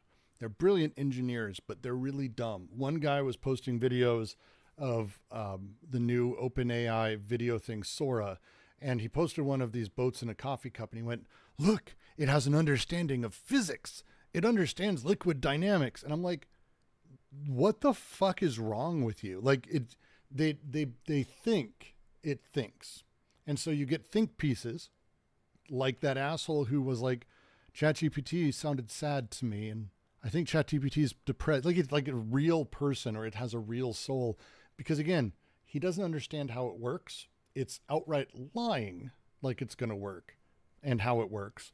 And then we get into the last bit. And again, I think it's why capital is important to bring in, because underneath it all, the reality, in my opinion, if everyone had enough money to live in insurance and didn't have to worry about shit, no one would fucking care. No one would care. They'd want to, all right, cool, I'll start making new stuff. We'll figure out something. You're stealing my shit, don't steal my shit. We should have that conversation too. But generally, no one would care. You're using a tool. It's a tool. Can I make better things? Can I make cooler things? The answer is fucking yeah. We can do a bunch of really amazing shit. But if you're stuck in this place where art is representational, where art's doing the thing, where art is author driven, and it has to be, AI art not only presupposes the future of the Terminator and Skynet, but also the destruction of every job. And I think this comes with that worry within capital again, where it's like you see that people are going to be losing. It's artists always thought they were immune from what happened to the blacksmiths and the weavers during the Industrial Revolution. They always thought, oh no, you'll never be able to replicate what I do because the general work I do is almost impossible. And every time we got close, they go, no. But now we're actually at a point where it's like, no, we can just steal your style. Shouldn't, but you can. Now it turns out all of the work that these artisans were doing that got turned into factories, that got turned into commodities, there's not a lot of people safe from it. And capital's going to take it. And this is where you start getting into the real scary part for me, is where we end also, up. I still do think that even away from capitalism, which plays the biggest role here, I'm not going to say, but I can imagine a future where there are these factors. You're cutting up. Just hold up for a second. Adjust your mic, maybe. Sorry. There you go. I think you got a cable loose or some shit. Yeah, it's this stupid microphone. It needs we'll play with it afterwards. We'll play with it afterwards. We'll fix it up. Yeah. Right. So there's this notion of like, I think there's this fascism that wants art to be a specific thing, that wants art to be specifically, because the scary idea about the way that you and I do art or think about art is that there is no definition. Art sort of defines itself and redefines itself and enters and exits, and something is art, something becomes art, something stops being art. It's chaotic, but it's free. It can also be emancipatory. That's beautiful. But if you want art to be something, if you want to really answer the question to what is art, which you and I don't, we don't really care what is art. We want to know what art does, right? Then you still want this art to be representational. And this is still scary. The AI is still scary then, because even if someone is completely uninterested in, it's same with gender, right? If someone is completely uninterested in their art being commodified, art in general being like sold and people losing jobs or whatever, right? One can still be like, and that's why I read this article. It's a well-established artist that just doesn't care that said what I said. One can still talk about the loss of the real art. Well, and Because and I would add, because so in the YouTube chat, Jordan mentioned something I think that is worth also bringing up, where it's we hit this thing where we have a cynicism that exists within capital that I think is unique to capital, but I think is really amazing.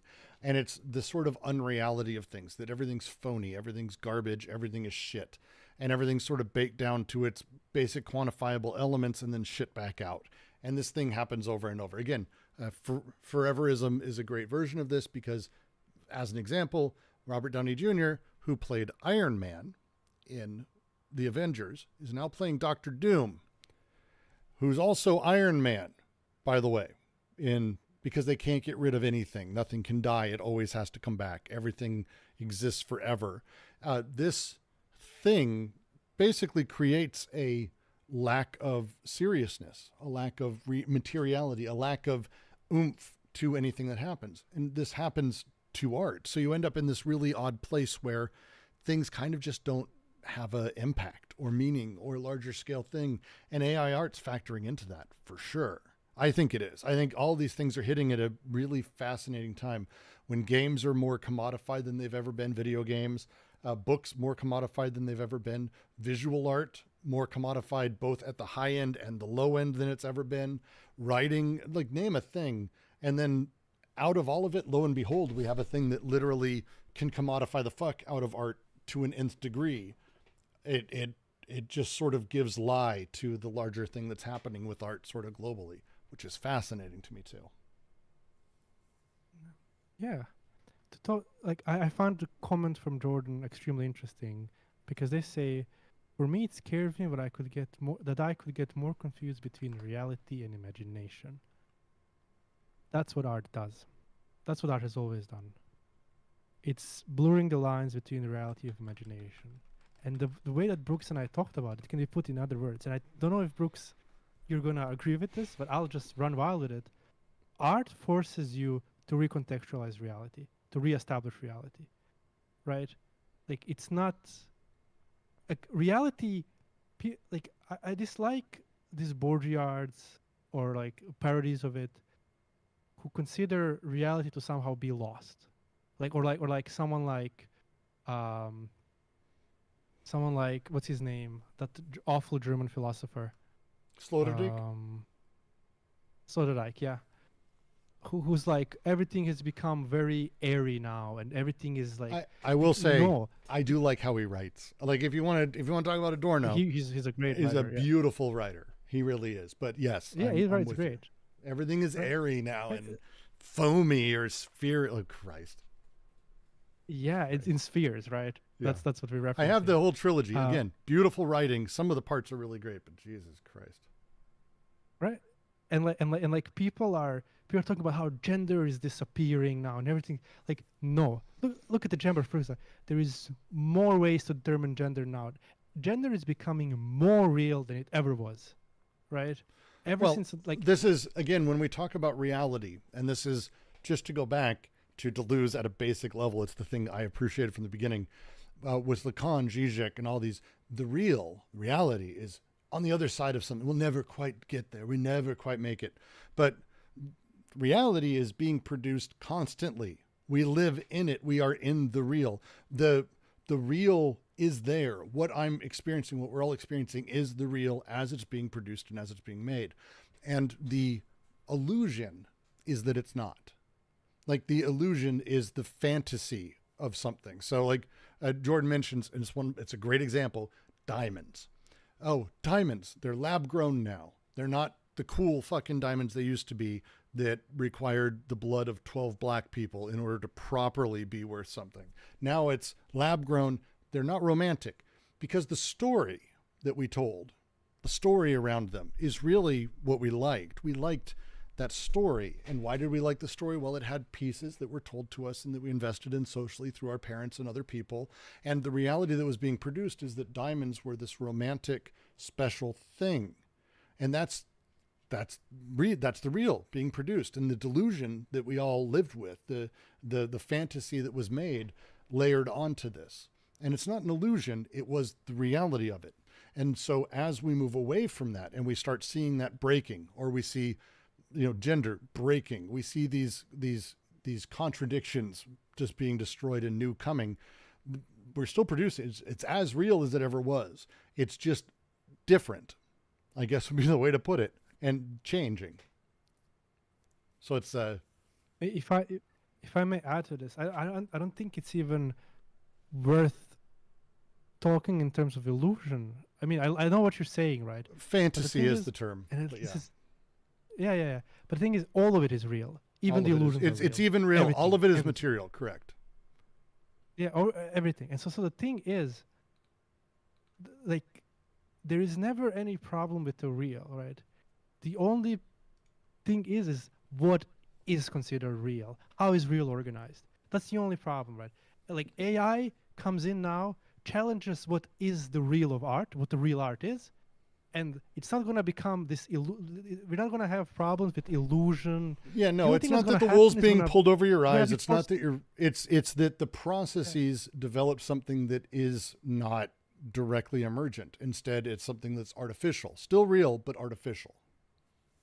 Yeah, and the thing that's going to happen with art is that we're not going to fear between the real and imagination, like confused. No, we're just going to redefine what the real is. Like the real is going to redefine itself. It's going to organize itself differently. And now we don't have. There's always going to be the crisis of the real. It always was there because that's how it moves, right? And it happened with all arts up until now. Photography came in. What is real art now? Boom.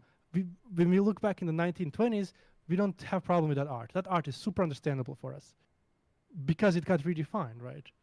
So there is no need to talk about these like separation between like No, the blurring of the lines because lines agreed. are always blurred. It's the nature of things. But when we talk about art, and very specifically, we're talking about that affective experience and how it gets made and how it gets understood.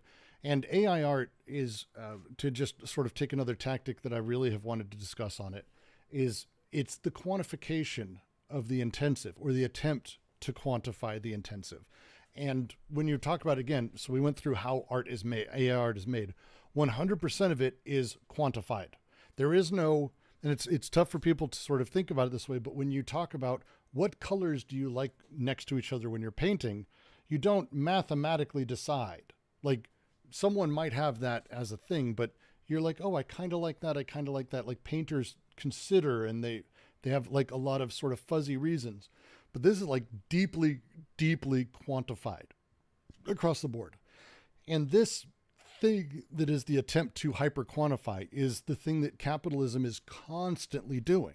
This is why I think capital is really, really important to have as part of this, because AI art is the attempt to quantify the intensive.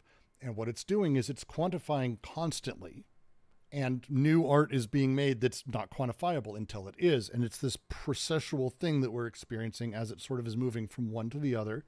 And as we quantify, it puts stuff out, but now those things have very different meaning. Now, you can't really have pictures in certain ways to make sense of a thing. It doesn't really work that way anymore because, again, it's continually forming new.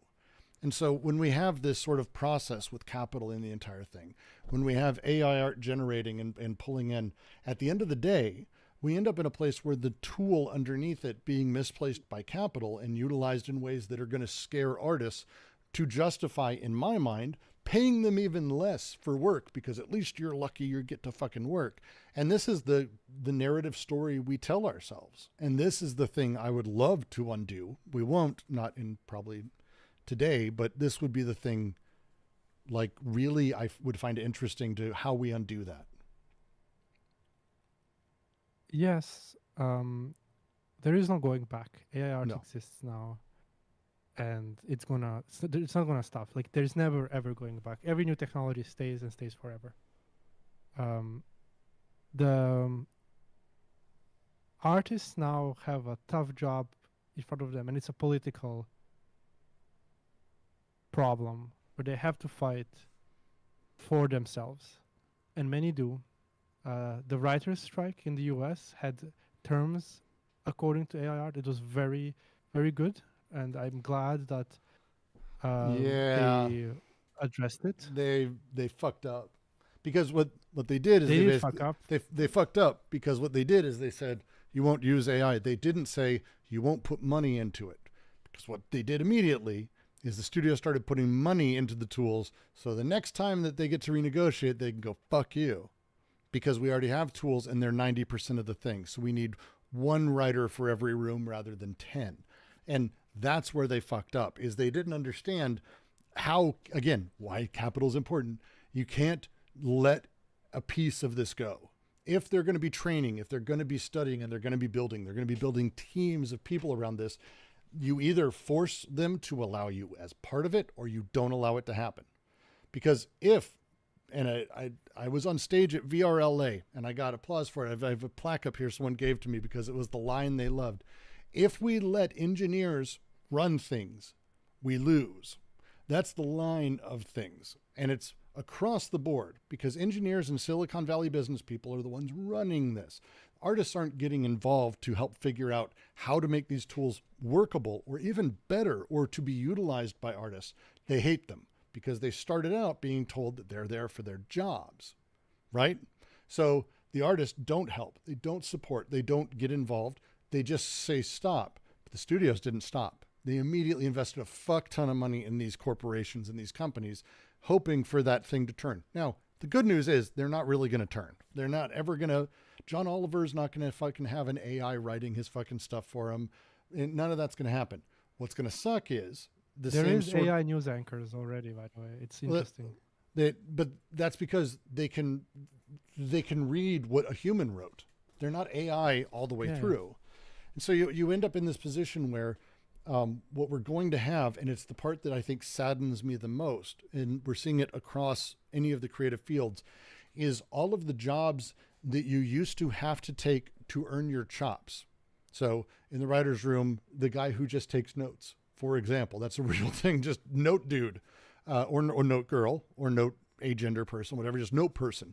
Is you take notes. Your job is to take notes and sit there for weeks and weeks and weeks and do nothing creative, because your job is that, and you do it for 5 or 6 shows. You earn your chops. Maybe you get to help a little. That's gone. They don't need you for that anymore. Period. We don't need anyone to do that. Now start chopping out the rest of the legs from the people who are, oh, well, we need junior writers who, look, I need you to outline a thing for me. I'll rewrite it later. Very common thing that they give to new writers. And then they can not, it's gone. That's gone. Because I can tell you right now, if I were to say, hey, ChatGPT, write me an outline, it'll generally be shit. You've experienced this. It's generally shit, but it's a start. And I don't need someone else to help me then do the start anymore. So we're going to see a lot of those entry points for people disappear into the creative arts. And that's the part that I'm actually most worried about. It's, to put it bluntly, it's a class struggle. And I'm hoping for all these creatives to take up the struggle and to fight for themselves. I support them, and it's the only way to address this. It's not to be more creative. You can't address this through art, because art doesn't give a shit about this. You can't address this any other way other than with political action. Yeah. Art is going to be fine. It's going to have to What's be not political gonna action. be fine, Go ahead. Sorry. yeah. What's not going to be fine is lives of people, No. working class people, and like there needs to be a fight. And I'm sad to see that so many that there is a sort of a resignation in a lot of places. I see some fight, and I'm happy whenever it pops out. I've seen a lot of letters and not a lot of strikes, which worries me. But you know, again, art is going to be fine. The problem is work and labor and lives of people are going to be ruined. I agree. I agree wholly. And it's one of the things that I think is most worrying, because the people who are decent writers already, and those are the ones that I think are most loud right now, decent artists who've made their chops, who've got their name out there, they're probably going to be fine, because they have a style, they have a thing that really only they can do. Even if AI can copy it, they've still got a thing. But people make their bones. There's a great book, Byung-Chul Han wrote, Shanzai, and it's this idea in Chinese culture where you basically you learn to make forgeries in order to get skilled, and you basically learn to copy, and then when you can copy the master with no one noticing, that's when you get to go off and do your own thing. And that's kind of how most artisanal trades work. You learn until you can copy. And the way that AI and these other things work is very similar to how all the other mechanized or technia has worked inside of, as Marx has explained, capital. It takes all of the lower skilled stuff, and it pushes people to these higher tier engineer ranks, which, as Deleuze and Guattari talk about, ultimately become the most basically exploited. The workers, sure, they're exploited. They're not paid really the 3x or 4x on their labor they deserve. But a person who invents for IBM or for Intel a machine that can be distributed everywhere that's producing $1 billion a year doesn't make a fucking $1 billion a year. They're exploited at a weird angle, and they're trying to push all of us either to that or to the lumpen proletariat. And that's kind of the hollowing out of the creative industry that we're going to continue to see unless we do something. And that's the brunt I think I wanted to get to in this discussion is it's not going to destroy art. It's not going to take away art. I think there's a creative process that's extraordinary. It'll even enable, but underneath it, the way it functions in capital, it's going to absolutely just be devastating, I think, to a lot of real work out there and in developing countries more than anything else.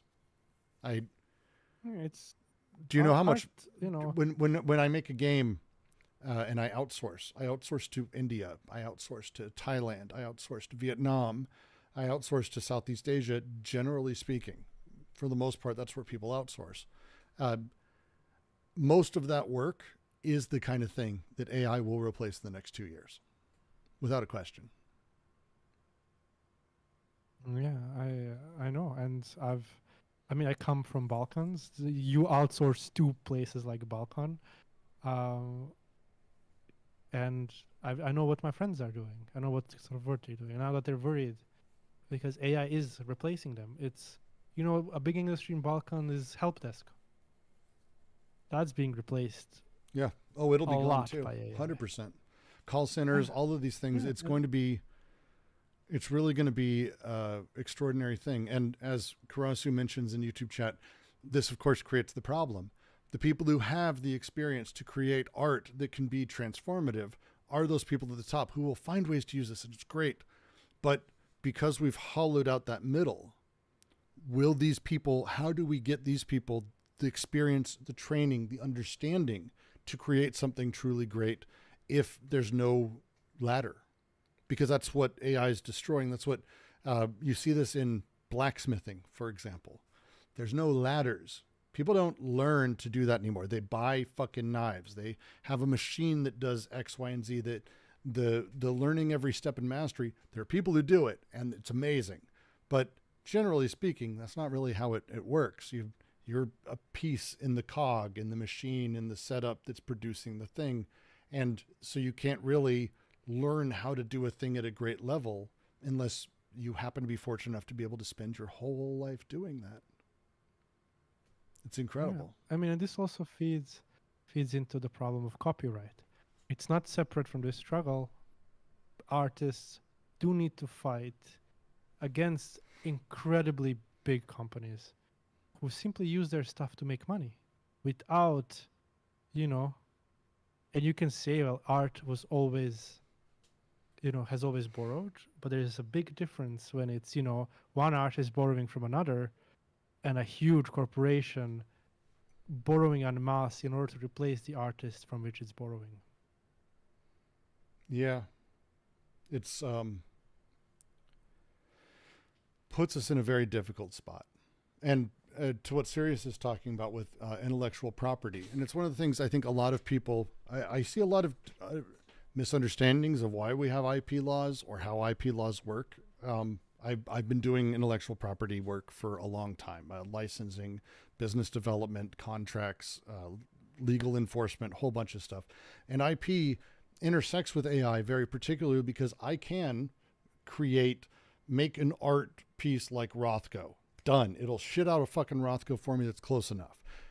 Like the ability to do this is getting worse and worse. And if I train art specifically on someone's particular art, if I find an artist I like on DeviantArt. Rather than having to contract them, I just take all their art, put it in a thing, train it up, and then spit out what I want in that style.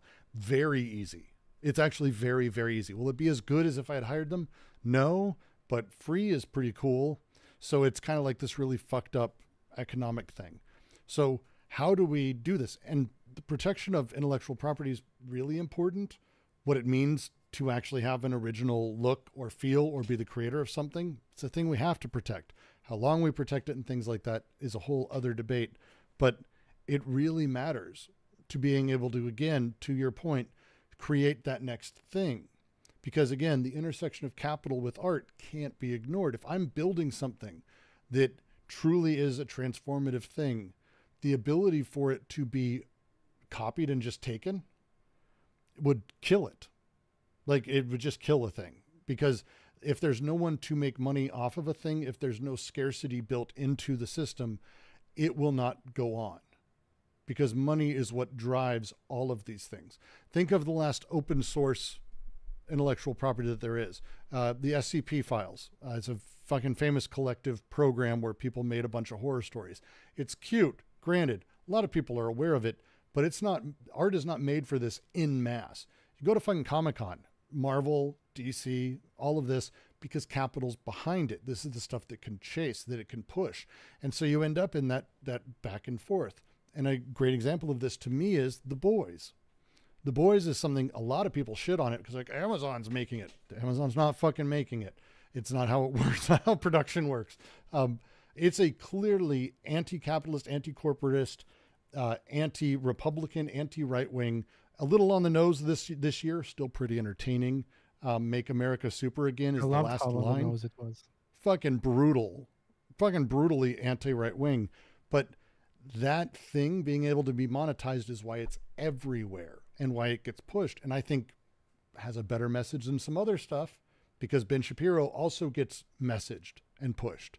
So it's, again, how do you make scarcity of a thing? How do you make it so a person's able to own it, have capital produce it, which then allows it to be reproduced and brought across? Like, again, this is that debate and that problem.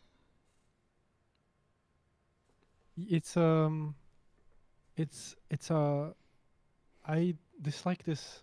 I agree with you completely. And I dislike this idea of the beautiful soul sort of like removing itself, like my art is away from capital, and just sort of the idea that art functions this way. No, artists need to survive. They make money. They have to negotiate, right? That doesn't mean the other extreme is in people who are like, but then all art is capitalist and it's all bullshit. No, art doesn't necessarily, while it's producing capitalism, doesn't necessarily have to be capitalist, as in pro-capitalist, as in favor of capitalism. And this is why it's also important, again, to understand how AI works, because as someone in the chat says, rot guts, excellent point. The reality is, because they're being trained on images that exist, we already have these laws. Like, there's a silliness we have when we talk about the digital. Peter Thiel and Elon Musk and PayPal made a fuck ton of money by making an illegal bank. Like, that's what they did. PayPal was an illegal bank, and it was a bank by any definition legally that existed. But because it was digital, like we pretended, it sort of didn't count for some fucking reason. These laws already exist. Laws are already on the books. And the same is true of this. You're not allowed to use someone's art or intellectual property without paying them. Use is the operative term. It doesn't matter if it's displayed somewhere or if you're using it, if it's commercial, you're done. You've got to pay for that.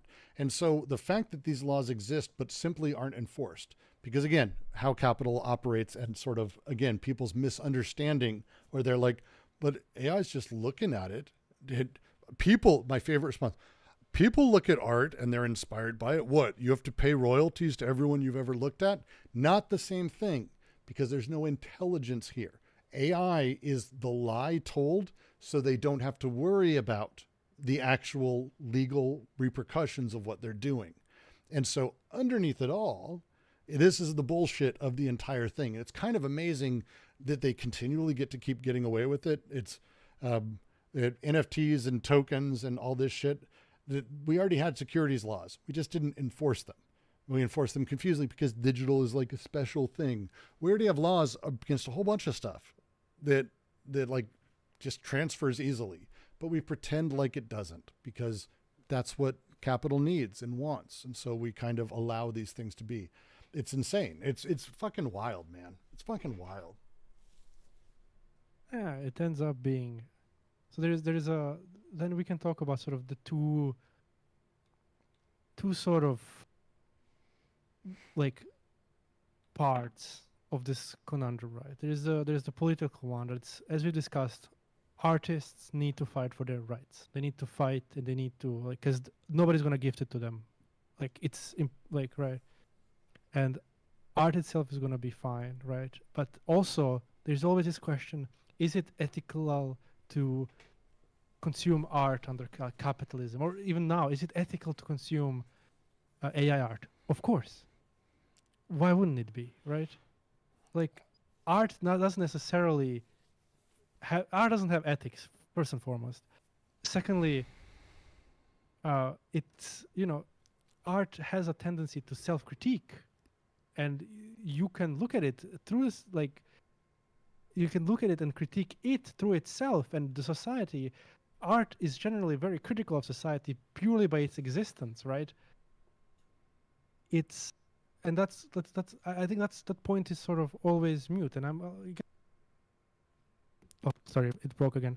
I get frustrated. I have to repeat this problem, but you can consume AI art. A lot of it is good. And I want to get to some examples of good AI art. If we have time for that. I don't know how long you want to go on. Well, I think we can pick this up another day, because that said we're going to be hitting 2.5 hours here in a moment, and that's a fucking solid discussion. And I know we could both go on, but I think once we hit this point, it's like, cool. Let's. No, it wouldn't take long. Well, I just want to. I am curious what you think good AI art is. So feel free to send over a thing. All right. Okay. So one of my toss me a link, and I'll post it. I'll post it up in here. Yeah. So there's multiple types of art. There is one of my favorite examples of AI art is this. I don't think we can access it anymore, but this is an amazing piece, and I'll explain what it does. Post it in the chat. I can't open DMs right now. Sorry.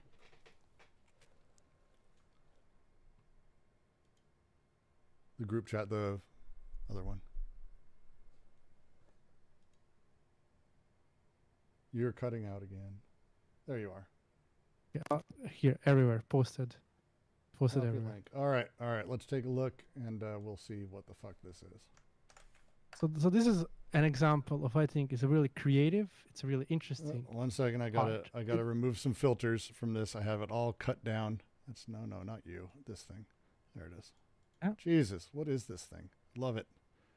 All right, let's. It's two language models talking to themselves. One represents Trump, and the other one represents the president of the World Health Organization, and they're discussing COVID measures against each other for infinity. Okay. And spectators can ask questions, and they start discussing those questions. And I think it's wonderful. It's one of the more creative ways of just doing AI art. Is it AI art? It is AI art. How? It's purely done through AI. Well, it's not. I think it's AI art. It's not simply generated by AI, but I think it's an art that uses language models in a way that you couldn't do before. It was impossible to do before. It changes the way to do art as well, right? You could record a conversation between two fictional characters, right? But you couldn't generate a conversation real time. That's basically an absurd conversation. I think it's wonderful. Isn't that an AI art? Well, this is where we start talking about what the line is, right? Because if you're gonna just that's why I said, because this is just generation of images. Well, no, but this is I mean, generation of images, generation of anything.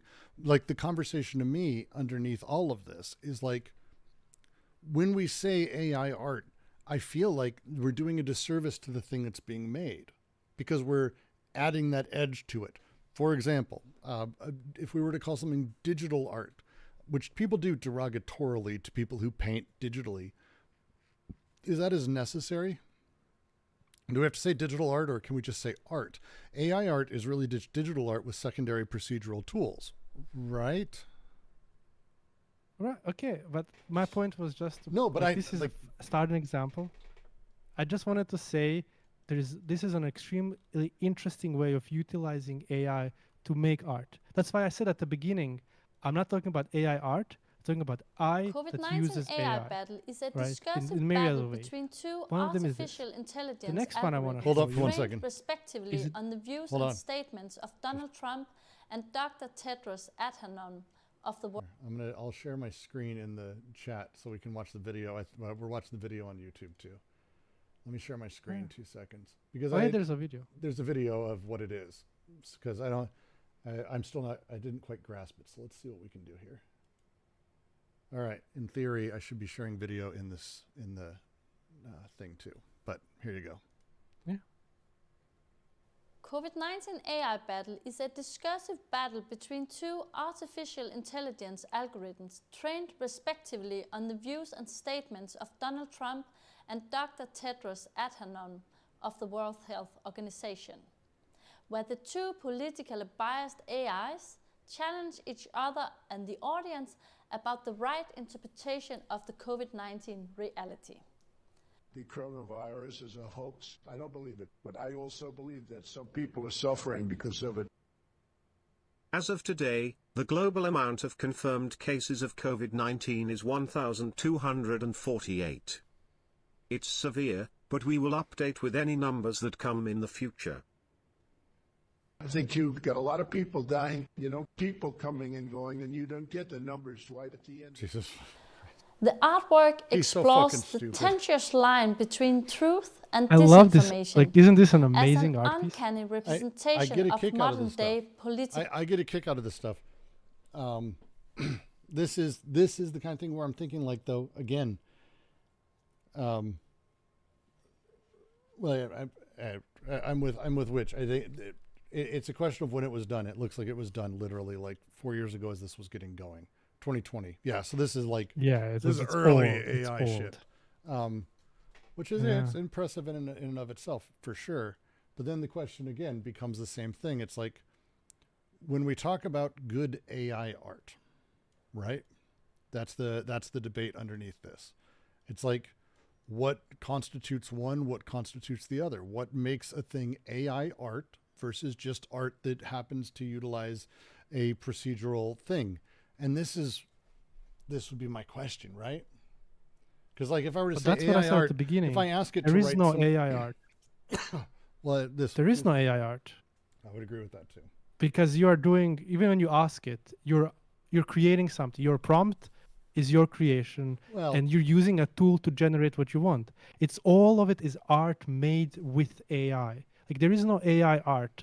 AI. It just might be terrible. AI. Yeah, it just might be terrible. It just might be bad. Generally, probably is terrible. Some amazingly creative AI. This is one of them, right? Art made with AI that couldn't be done otherwise. You can't make this any other way other than with the language models, right? It can't exist, right? Mm-hmm. But it's right. There's so much, as Loomer says, there's so much bullshit art already, right? And we agreed there is no AI art. It's always art through AI. But I want to show some more conceptual stuff, some visual stuff that you might agree. And this is one of them. Let me copy. This is an amazing French artist called Josefa Netiam.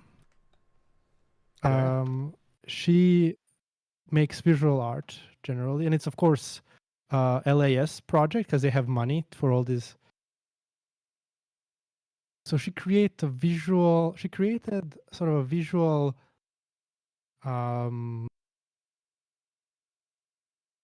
performance, video thing, film, I don't know, purely AI generated. that integrates, according to her, like an aspects of Dogon mythology, aspects of her own past, aspects of things that she thinks will happen, and it's all this crazy, beautiful, and creative thing. And I think it's worth sharing. It's another example of a really interesting and creative art made with AI. It's not just bullshit. This thing that also wouldn't be possible. It's an extremely creative thing as well. Oh, I said it's very creative.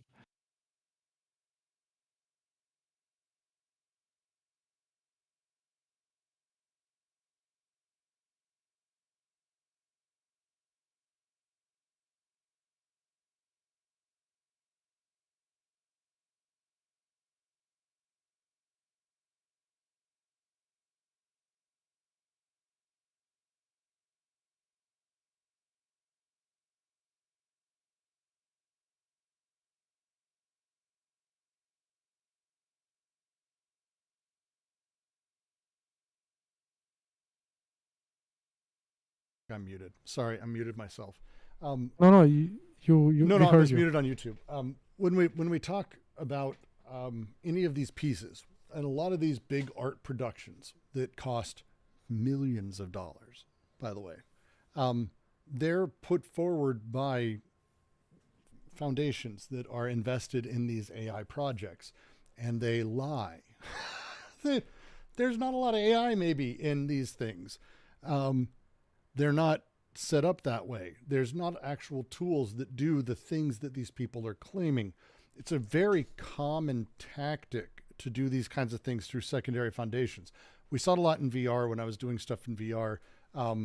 People would give a fortune in order for a piece to be made that was sort of aligned with them politically, but made by an artist that could then take it to Tribeca or other places. And you'll if you look it up, you see these things, you're like, oh fuck, that was paid for by who? And it's this really weird interaction where it's like Hewlett Packard gives a big bag of money to guys who are using their tech as long as they build a certain way. It's a thing. So when we talk about like, oh, she made 100% of the stuff using AI with tools that don't exist in the real world in any conceivable way, it becomes troublesome. To me, it becomes No, the troublesome. video installation is made mostly through AI. The sculptures outside were made by her, of course.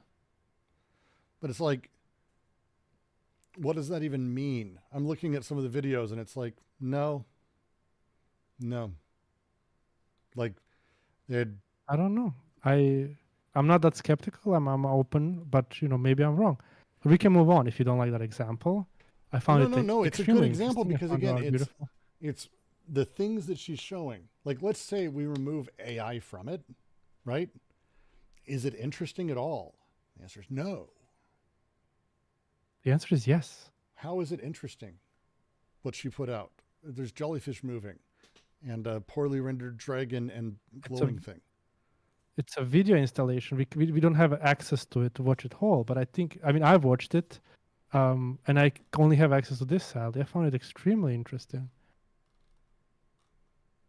It's not going to change my mind. I know art is going to change my world, but it's all about tiny movements through art.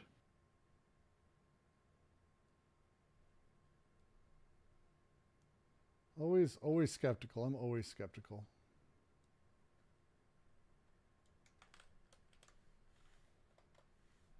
Right. I have a couple more I'm examples and we'll stop. I'm always skeptical. I think it's worth being skeptical with a lot of these things because, again, the hype is one of the things, again, artists utilize. Get the examples on screen. Yeah, we can do that here. Yes, of course, she has to work with the sky, but I know her as an artist as well, and I don't think of course that whole presentation on the website was done by LAS, and you don't have to be extra smart to know that there is a propaganda going there. But I also find her stuff to be interesting, and she is definitely an interesting artist. There's a lot of interesting artists. Again, I'm just Yeah, skeptical of it is what in tools Venice. people claim to use or how they claim to use them, and I have issues and questions. That's all. I don't care for a lot of these. I think problem is, I mean, as I was talking about with here, I've been in the world of installation based art, and I've played with curators, and I've played with museums, and I almost did Basquiat's experience. Like I've been very fortunate to work with a handful of people. The way these things go, I'm very skeptical, and I've been around them, and I don't find a lot of emancipatory power in a great deal of it, because primarily I find most of these are pushed by capital, but I'm hypercritical of this stuff. Yeah, but everything is pushed by capital. I find some stuff to be boring, some stuff to be not boring. But again, if you don't like this, you don't have to. That's fine.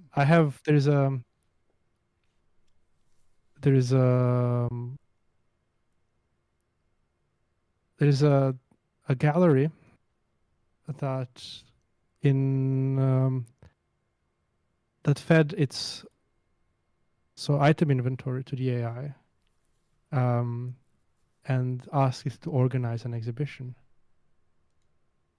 And of course, the whole exhibition then is the performance, right? Of like it's sort of a performance. But I find that to be extremely interesting. The name of it, I don't have a link right now because I just lost it.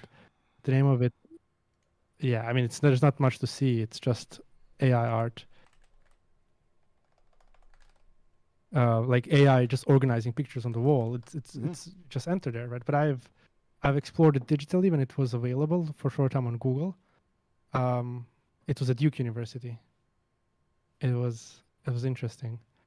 And one last thing I want to say right about like AI art. There's plenty of examples. I can send them all here. There was a exhibition, an interesting exhibition on AI art interpreting surrealism, which it does really well.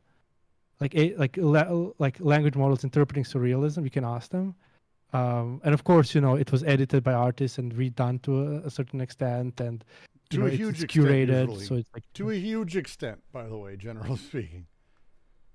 Okay, I mean, this was a smaller exhibition, so not to that extent. It was also, you can also see that these are like older AI pictures. It's not that impressive. It was one of the largest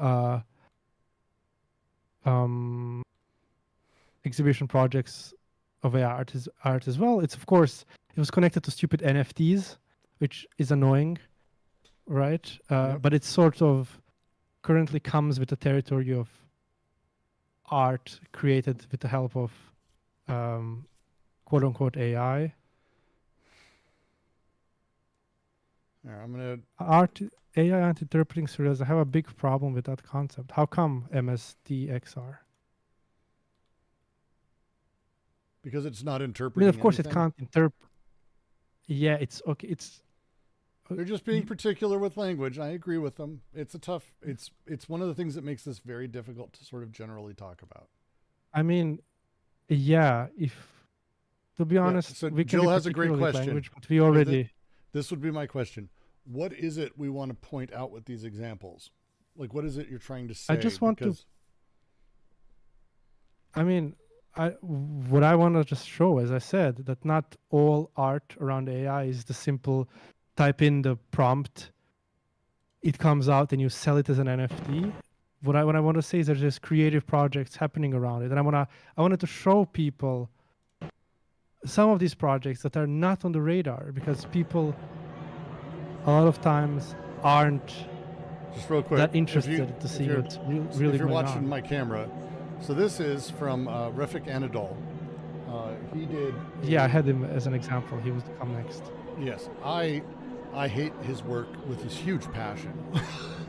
So I have a huge issue with kind of a lot of the work that these people do because it's this idea that he uses the term bending data. That's what he talks about his work. I bend data, like circuit bending or anything else. He does this because he uses data-driven machine learning to drive these pieces. And it's kind of like a huge pile of shit, because it's interesting looking. It is slightly more complex, but he's pretending what it can do. So there's a bit of one of the things I hate about artists who do this kind of in general is they are people who sit right at the edge of capital, figure out what the next thing they can do to get investment from large scale capital, and then do those things. And this is what he's done, flatly. It's a cynical, not an artistic view. It's not someone who goes, holy fuck, I can finally get my voice out there. It's someone who goes, excellent. This will enable me to get a big bucket of money from NVIDIA, literally a thing, because they're producing chips that I need to do this. And so they'll support my work and they'll do this. It's sitting at capital and doing it and lying about kind of the underlying process that he's doing some magic crazy thing when really he's, fucking with a few lines of code to produce this. But what did he build it off of? Doesn't share. Kind of weird, right? You'd think? Kind of weird. So it's frustrating to me. You're misrepresenting Rafiq's Anadol's history, because please he did not start his work with digital art and like data based art starts way before AI art becomes really a thing, already in like 2012. And he's been working in that industry for a long time before, and this is a next thing. He's already moved beyond it. He's already not interested in the things he was doing before, but to simply paint him as like a grifter is extremely cynical and just sort of mean-spirited. Why? And I didn't really. Why? And one, I didn't say I didn't say as a grifter. I didn't call him a grifter. I mean, you just said that he sits I'm at the edge not of defending. capital. I don't even know the dude. He sits at the edge of capital, waits for the next big thing, and just uses it so he can make a big buck. That's what you said. Yes. That's kind of disgusting, Brooks. You don't know the dude. He's an influential artist who's been there for a while now. AI art was part of his thing. He got a bunch of projects doing it, right? He does other things as well. It's very cynical from you. Like, I'm sorry, Really? but this is just, yeah. So then a big piece of his that wasn't sponsored by a large corporation and wasn't paid for by a large corporation is his early stuff. like, But of course, working in digital art since forever, ever since generative art stepped on the stage, it was funded by capital because technology is expensive. Again, it's completely out of context. You can call any generative artist since the start of generative art, you can call them grifters because they were always working on the edge of technology. Didn't call him a grifter. You're adding that is a lot of language you're adding to what I'm saying. Okay, you can call them people who are waiting at the edge of things to cash in the next big thing, because ever since generative art, people have been doing that. Yeah, because you don't want old technology. You're interested in new technology. You push things further. Yeah, and while I'm not impressed by all of his stuff, and I think a lot of it is boring. I think some of it is interesting, and especially his early stuff. Right? It's the like what? How? Because he was mostly a public artist, right? I mean, again, I don't really. You can be cynical. I just find it sort of like dismissive. It's okay, either you like it or don't. But to come into the world of art and simply say, "Oh, they're just waiting for the next big thing," it's okay. Yeah. Yes. I don't know. It's what does his simply what is behind his art, except for showing the next big technological wave. It's literally what he does. He shows the next big technological wave. He shows simulation properties, visualized simulations, and the high-end version of that. That's what he does. That's what he did recently. That's all he's ever done. Always there is no what emotion is he trying to comply? Literally says, I'm pretty sure he Are we talking about emotions? We're talking about affect, yeah. Art? Like we're talking about affect, very, yeah. Very Does it matter what emotions we're talking about? Like, we just agree that art doesn't care about the intention of the artist. Like, and he was mostly doing visual art before it. Big screen visual public art. Yes, it's usually commissioned by people with a lot of money. It's but also no, just it's pure not usually, simulation. It's pure simulation. There's no, like, there is nothing else behind it. He says so. He talks about it, and there is have nothing to be anything else behind it. Again, so then you art, want representation for in what art? people see. No, you want I something want to represent something. No, that's not. What is the affective experience people get from it? A carnival. It's a carnival. I don't know. Depends on a person. No, I it can't really doesn't. fucking Not decide that this. for. Look at his art. Have you seen his art? It's paint clashing into paint. It's YouTube videos. Do this. What is No. the thing he's Have you producing? seen his installation in Berlin? The Maybe. big, the big one in the old Kraftwerk. What do you call it? Power plant. Okay. Yeah, that requires a lot of money, and he has to work with capital because he's doing stuff Yeah, but what, that requires a lot. this That's is like, but that presumes that what he wants to do is the thing that requires a lot of money, not that he wants I don't to. care what he wants to do. I find his art interesting beyond his intentions. Like, What about his art is we just possibly talked about interesting? this.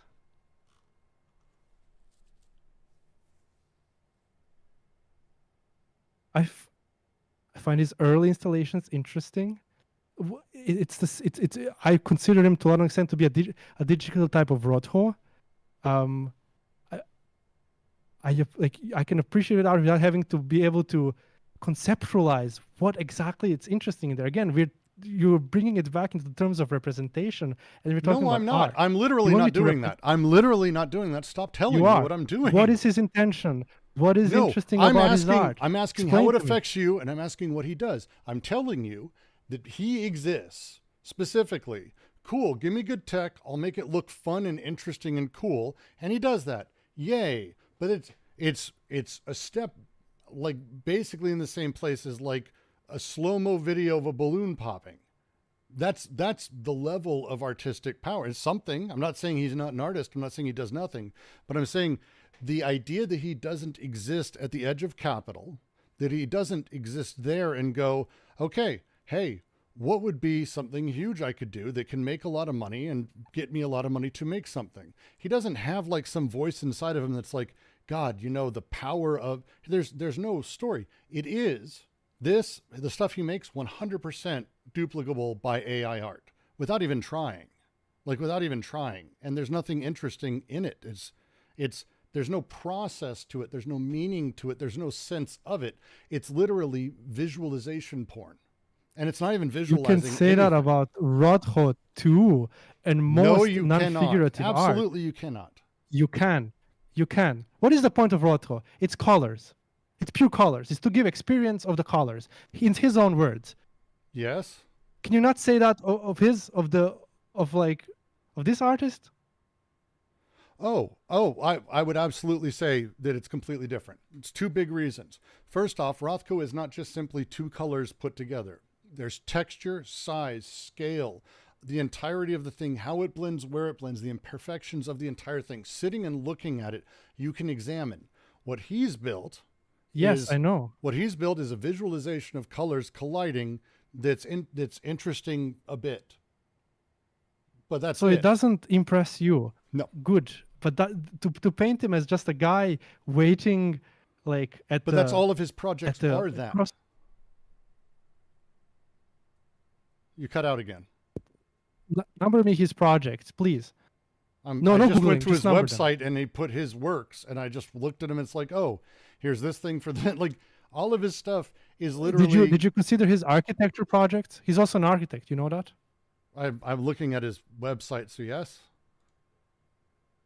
Yeah, it's not just it's not just this visual art. It's part of his stuff. He's almost done with it. He doesn't care about that anymore. Almost like he's beyond it. And you're blaming him for doing it once. I'm not blaming it's so him. silly. Like, it's so blaming silly. him. What are you putting on me? just the cynicism that I find interesting. There's none in there.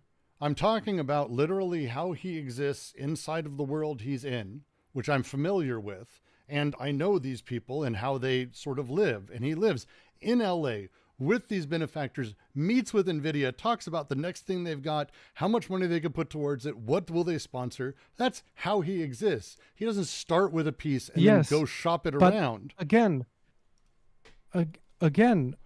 just because art is commercial doesn't mean it's bad. I didn't say it was. Most people, I didn't say that at all. Artists make art. I didn't say that at all. Do you I believe in literally some have been authentic saying this art? entire time that that's not the case. That I don't think it's. I really don't think. I've literally been saying the opposite. Your only critique is just that his art isn't interesting. I mean, I don't care. And that's for fine. It. Yes, but yeah, but I think it's there's important again difference to in understand saying that he was always a grifter. Well, not a grifter. Sorry, I keep using that word. I didn't say fucking grifter. I said he exists as an artist primarily at the edge of capital, and there is a difference in that life and what Most he does. big artists do. No, they really fucking don't. Yep. Who?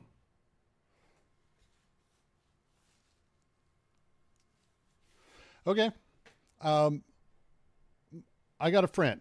He made a movie called Mandy. Great movie. That's an art house piece. It's an art house piece. Panos Cosmatos. He also made Under the Black Rainbow. Wonderful film about psychiatry and everything. Both of these are art pieces. Flatly. They come from him. He builds what he does, finds the money for it, and does the thing. There's a lot of artists who this is the case for, including artists who do installation stuff like this, who don't just wait for what is the next big push you've got, I'll figure it out. Because again, as you said, he happened to do a bunch of NFT shit. Boy, I wonder if anyone commissioned him to do, like, he sits at the edge of the tech that will have money, and he does that thing. There's a lot of artists that do this. I didn't say he's a bad artist. At least I don't think I did. I don't like his art personally. I find it to be basically boring as shit and just basically simulation. But at its base, like, where he sits, I think is important. And I don't think it's a lie to say that he sits in that way. Look at other artists. Look at where they sit and how they interact with capital. Yeah, but it's important. Okay, but you are extrapolating from your own personal experience. I've known about him for before he did this AI thing. And he was a visual artist that was working mostly independently. His stuff was created before it was commissioned. Or like most public visual art. So this is the thing.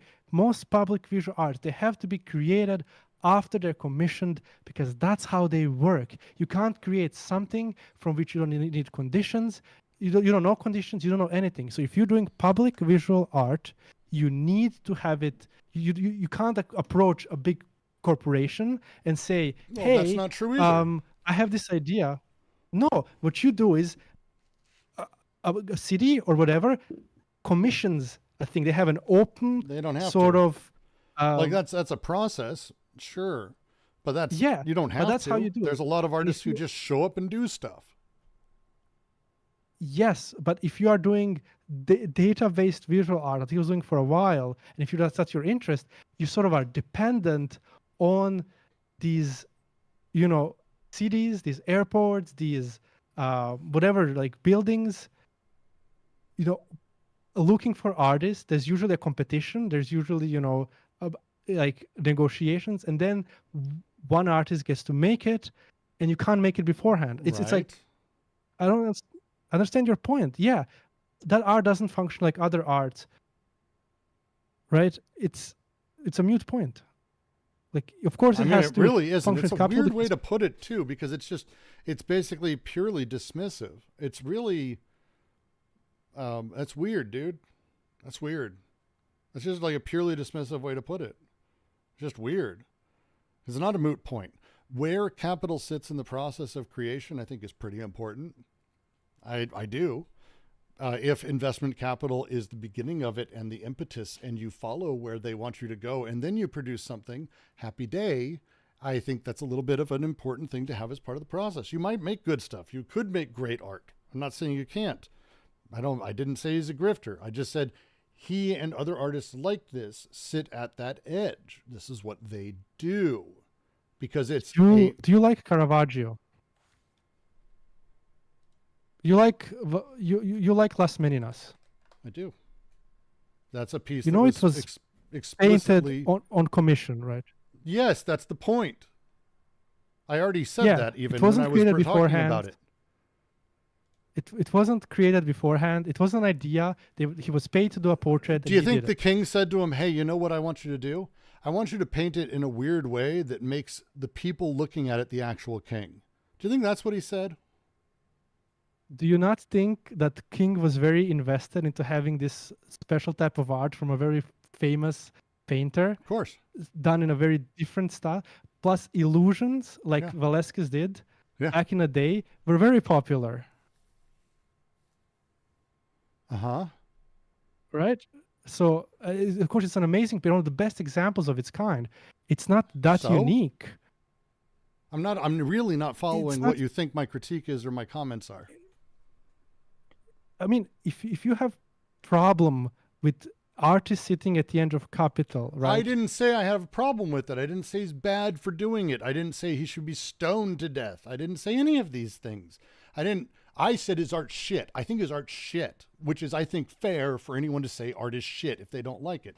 But I think it's important to talk about specifically how this art comes to be. Like, and again, Las Meninas, it's literally, by the way, if it wasn't purchased and paid for and commissioned by the king, the art would have a very different meaning. It's kind of an important part of the art that it was commissioned. And this was the point I made earlier. It's the point I'm making now. To understand how capital intersects art is incredibly important to understanding the art, to caring about it, to thinking about the process of it, and how it comes out the other side. Because again, that de and reterritorialization, this type of art, in my opinion, what it signifies, or the process by which it's created, is the reterritorialization's baked in. And that, I think, is important. I'm not saying it's bad art. It could be exalting for someone to see something like this. I think it's not. Yeah, but that was my whole point. Like, to critique, I mean, to be honest, your points did sound like a critique, and I don't think I'm crazy for this. No, it's a Right, critique, your but not a critique was- criticism. I mean, but that's my point. If you critique art on those terms, you have to go back to Caravaggio, who got told because making art back then was more expensive than it is today, who got told by Pope, make me Christ. And then he would make him Christ, right? It's not different than what Rafik is doing here. When someone comes to him, make me this, and he makes it. There is a sense of freedom in what he can do there. It is different. Like this, there is in the piece, Caravaggio specifically, yes, he did what he did. He made him Christ. He painted, but he painted expressions and thoughts and things that people can take into it. There's a lot of layers in everything he did. Las Meninas, as an example, lots and lots of layers. It's not just, oh, it's cool, Pope's Christ. But this is NVIDIA saying, here's a bag of money. Please show off how cool our fluid simulation tech is in a way that makes people think it's art. Like I don't find it interesting. Some people might. Happy days. Good. Enjoy it. That it's big doesn't impress me anymore. You'd go see it on the Sphere in MGM. I know he got signed to do that, right? The MGM Sphere in Vegas. It's a big fucking billboard as far as I'm concerned. And it's like, cool. You get to see him do a couple pieces there. Great. Great. This is not art that moves me or interests me. And I've noticed for myself, one of the things that does change things for me, and it's not that I know it before or after even, it's you can see it and go, oh, this was made with capital in mind, or this was made with capital. It's difference. And I just have over time learned the difference for myself, and it's a way I take it in. I don't consider, like, universally, I'm not tautologically saying that all things made for capital are bad. They don't have to be. In fact, they can be literally working against the system that pays for it, as often is the case when you have art paid for by corporate entities that become subversive. It happens a lot. For example, I mentioned The Boys earlier. The Boys is paid for by corporate money, made by Sony and Amazon, but it is subversive. It's not made to be subversive. They didn't give them money to make something subversive. The Boys is a subversive thing. This happens a lot. It's the nature of capital, but where it sits in the line or how someone's relationship to capital works, I think is incredibly important to the process. That's why I think capital, we can't extricate it from any of these discussions because it's part and parcel of all these things. There's no such thing as an artist in a vacuum. An artist needs money to do a thing. Flatly, they've got money to pay for art supplies. Fine, I'm not, and I don't fault artists for working for money. I don't fault artists working for lots of money. I worked on Avatar.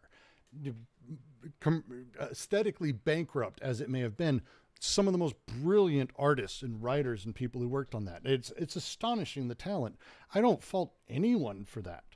But I would if someone said, you know, actually, we're going to play Avatar at the MoMA on a big wall because it's art. I'd be like, it is, but really? This thing? Is it Star Wars going to go next? Like, sure, it's art. Sure. Is this what goes on the wall of the MoMA? This thing? That would be my question. And I agree with you there. But the thing with, at least with Rafik, is that, I mean, to reduce him simply to that, he created a lot of projects. I had a opportunity to be in one of his rooms that he makes, right? And it is like video installations basically. And honestly, they're astonishing. The experience of being in there is wild, right? And it puts you at the center of, you know, of an artistic event where you do feel yourself losing yourself. You feel it's really, really interesting, and that is good art. It is still at the edge. Like he still needs to fucking. Like some fucking company probably was like, hey, we have this projector technology. We need someone to make it look good, you know? There's only some truth to that, but there's the other side, which is for people who don't go in a room like that every day, it's really easy to make people be overwhelmed. Like it's easy to fake the things in order to deliver an effective experience. It really is. And it's a thing that we did all the time when I was working in VR. It's sort of the nature of installation-based things. You can fuck with a person to do that, to give them the affect that something greater is happening, and to make them feel large by playing with scale, by playing with audio, by playing with visuals and brightness in a certain pattern. Like we know these. There are studies done, and these people use them. They use them when we did the Mummy escape room for Tom Cruise's fucking awful film, The Mummy. Like, and people were mesmerized because of the scale and shape and all of that. I've been to plenty of projectors. I lived in Linz next to the biggest technology and art museum in the country. Mm-hmm. They have this 8K room where they play a myriad. I've been there everywhere, and I still think that the like Rafik's installation was extremely well done. It was probably LED walls. They can be boring. And powerful, better backlit HDR LED walls that were able to have a higher pixel density and play. So you're telling me the technical. You're telling me, hey, you were just fooled. No, what I'm saying is that the technical is what led the effective experience, and that the technique of it. No, I think it was simply well done. Probably fine. Like, as Titan says in the chat, because I've done a lot of these things, I am deeply, deeply, you could say cynical. I'm over kind of I used to call them carnival emotions, because it's wow as a feeling. And it's a thing that you can get burned out on really fast, it turns out. And just because you can see how a thing's made or who made it and how it was put together and the tech behind it and what it actually took, it kind of kills the magic. But I would argue that, again, for me, the art of it, the art of the thing, if it's good, it doesn't matter. I know how Rothko painted. It's not like he used some fucking weird technique. He painted with a fucking paintbrush and paint. I still am overcome. That is different. And that to me is where we start talking about like the lines of what makes art techne versus art affect and how these things come about. We would put people in a VR headset. I could get people to jump and scream. I could get people to be like, wow, or be jumping, like stunned, or like pick a thing. I can play with those emotions. Very easy to build these experiences. People who've done VR a lot, they get bored of that same thing over and over. It doesn't work over and over. But most people don't. Most people do it for a few minutes, 5 to 10 minutes, and then they're out. And then they're like, wow. And then they do it again a month later, like, wow. So there's a bit of the technique, the immersive, the way that these tools are sort of built. It's kind of an easy thing. Okay, but again, maybe you're bored of it. I've seen plenty of art installations. I've been to London. I've been here. Like, I've been around. And, you know, I mean, I don't have to be told that, you know, yeah, I know that emotions are easily excitable, and art isn't about those base emotions of excitement. I think that's pure entertainment. That's pure carnivalism. They're still affective emotions. Like a shallow art yeah, experience but, is still you an know, art experience. Not every affect is made the same. That's Spinoza, basically. And like, I am interested in good art. I think Rafik, well, I wouldn't call him the most mind-blowing thing I ever saw. Especially with the way he plays with sound. I found it extremely interesting, at least something to think about for a second, which most art isn't. But then I would ask, and this, again, it is not me. I'm not trying to be a dick. I'm just talking about it in this way. The nature of it then, if you were aware of how the sound worked. I've been in a room that had micro speakers. It's amazing tech, this group out of LA. And what it does is it's got micro speakers that have microphones in them. The walls are covered in them. And it's a room that's like 8 by 8, a smaller room. And on the fly, they can change the acoustics. So you feel like you're on a stage, you're in a coliseum, you're in a bathroom, you're in a coffin, because it can sense what you're saying and then reflect the sound back to you as if it was reflecting. Now, if I put you in there with a blindfold, you would be fucking stunned, and it's emotional. But if I were to go, by the way, look, and I take it off and I show you, after that, the magic, which is the illusion, I would say the illusion of it, the magic is gone. Is it still interesting on its own? And to me, what makes art is not the magic. To me, art is something that even when I know how it's made, it still hits me. I agree. And I don't think I've contradicted that in what I was saying. I wasn't interested in that. No, I'm trying to say what I'm saying. I'm trying to say what I'm saying. Because you keep putting words in my mouth. So I'm trying to just re-explain my shit over and over and over. Right? Yeah, so, I'm sorry for putting words in your mouth. No. So Jeff puts it in here. He's like, your definition of art is that art is a form of magic, but non-experience is also art. Art is an effective experience. And art is art. Like there's a lot of versions of it and a lot of things of it. When I talk about the things that affect me, and everyone's going to have different versions of this. For me, the thing that I consider and I put into its own category is stuff that once the magic is gone and I know how everything is done, that I'm still moved by it, that it still affects me. Rothko, I know how it painted. I've researched his entire fucking life. I've watched videos. Like I've done my Rothko research. That shit still gets to me every fucking time. I've done movies. I know how movies are made. I know how documentaries are made. I've traveled places. I've done all this shit.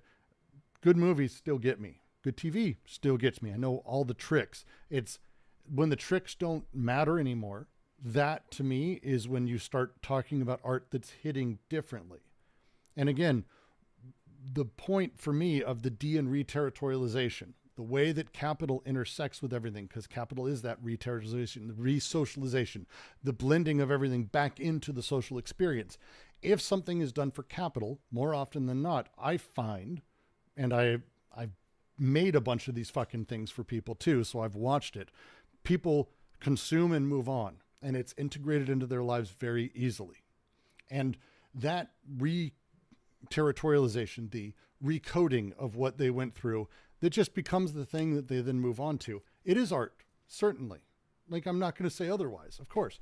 And everyone's affected by things differently, but shit that sticks with people, that's different.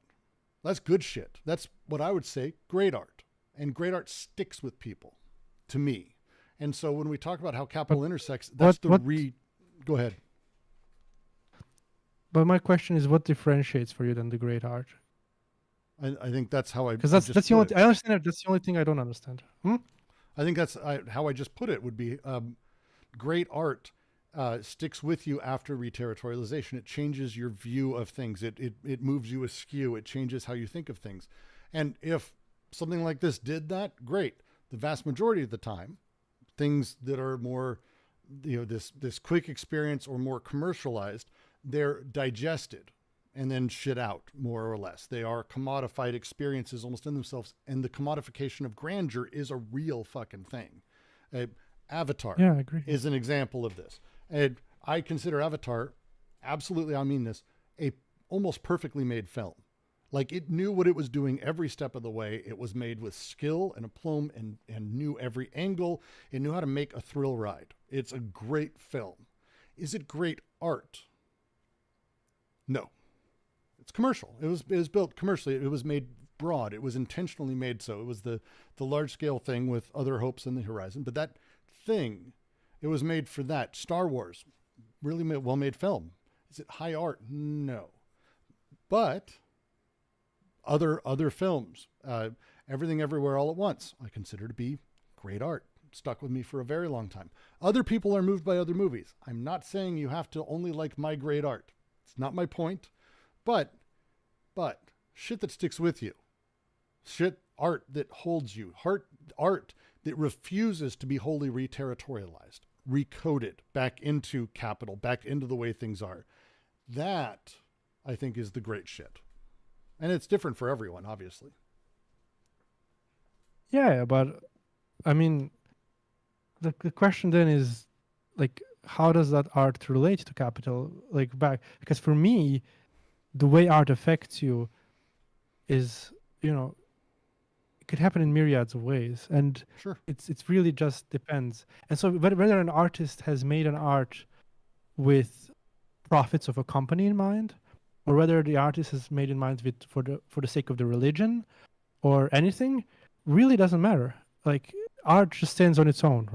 No, yes and no. I think I do believe in the idea that you can separate the art from the author. I flatly do.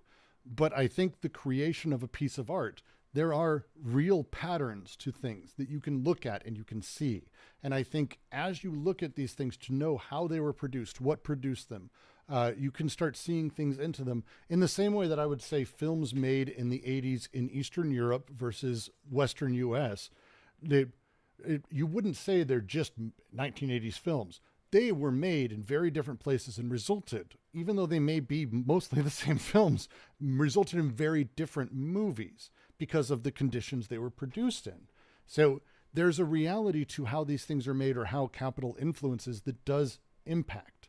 And it's one of the things, my question is, my problem then with that is, like, is there for you a clear line between how thing is made and how it's going to impact a person? No. Right? No. But no, it's what not is the problem? Deterministic.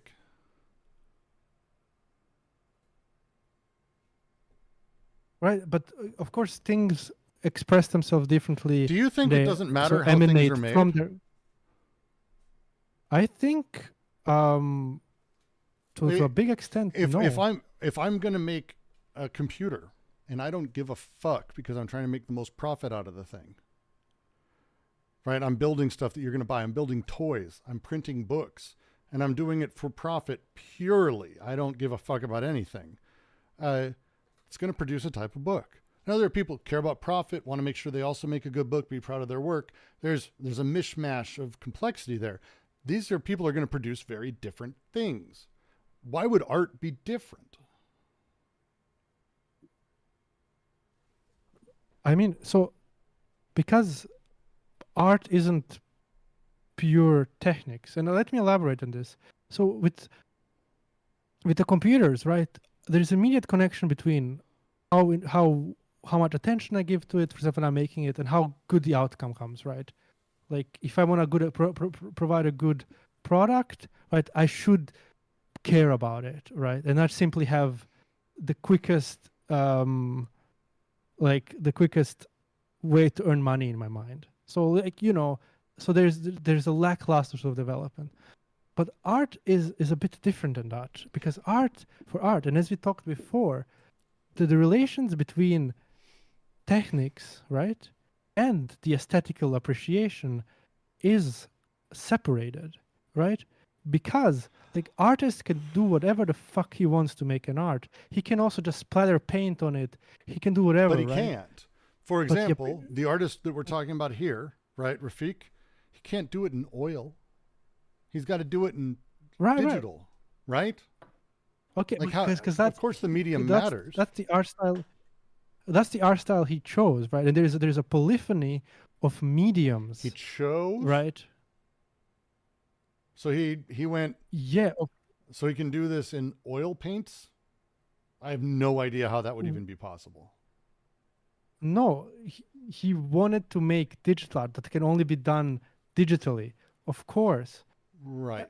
But you know, it's like saying that, you know, Caravaggio chose oil paintings instead of, you know, wood prints, and being like, well, did he choose it? Yeah, of course, because he wanted that effect. Same Yeah. as Rafik, who wanted an effect that you can only make with digital art. And of course, that art is embedded. Now, in wait. capital. Now, if we found out that Caravaggio, for example, was paid by the pastel oil lobby, would that maybe affect the work? No. You don't. If I found out that, because Caravaggio was specifically paid by the church to make oil paintings, because oil paintings were profitable back then. Again, yes, and that's why his shit had a religious overtone, right? No, even what he did, even the You don't think his stuff has a the sort religious of overtone that he did colors- for the church? even the sort of colors he And the used stuff he did for the were king? dictated.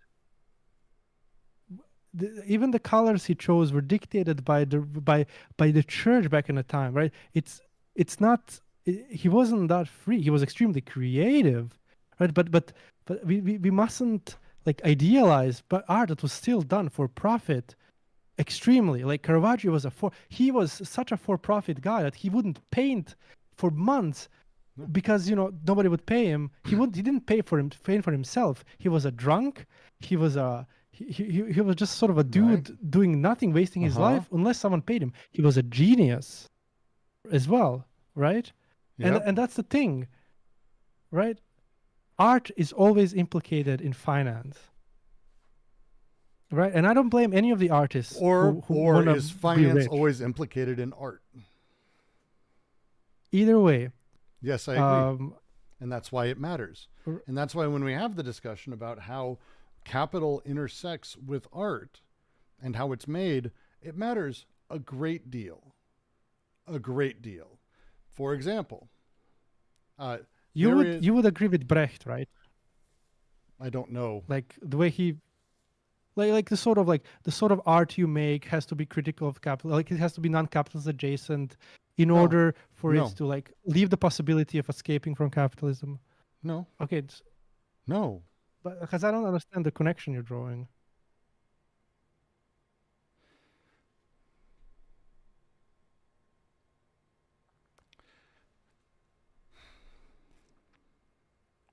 Okay. Why is the guy who built the video card that made this, that ran this, the A100, the guy who did the schematics for it, for NVIDIA, why is he not an artist?